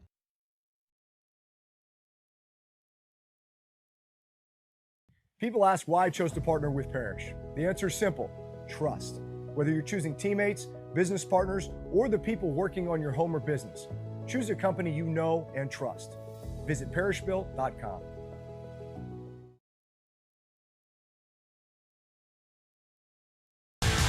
Eagle 98.1, the rock station. Home of the Woody Show in the morning. Scotty Mack with Rock at Work. Michelle Southern with Southern Rock. Home of LSU sports since 1998. And rock for Baton Rouge since 1985. Take us anywhere with the Eagle 98.1 app. To join our VIP fan club, text ROCK to 225-499-9898. Eagle 98.1, the rock station. At Bayou Automotive, we believe in a sales process that puts you first. We want you to experience an easy purchase with clear pricing and great service. Let Bayou Ford and Bayou Chrysler Dodge Jeep Ram be your trusted partners in finding your perfect vehicle. The crew at Bayou Automotive is going to do right by you.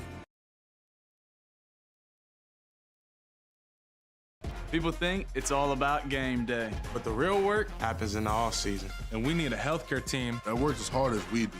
At FML Health, our Lay of the Lake, we take care of LSU football year-round. We trust the Lake.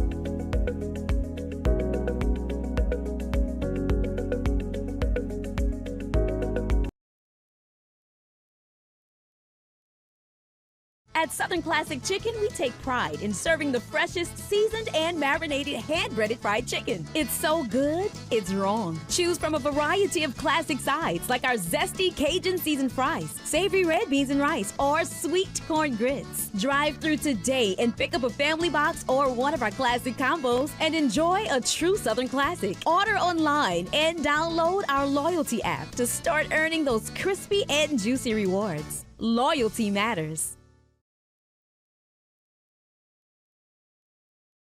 The Ascension Parish Sheriff's Office protects and serves over 132,000 residents across the parish. Keeping our community safe is our mission, and Rev Fiber plays a critical role in how we respond. Whether it's training in our special divisions, forensics investigations, or fielding emergency calls in our operations center, Rev Business connects our teams in real time, which is why we partner with Rev Business. Get 6 months free of Rev Business services. Call or click today.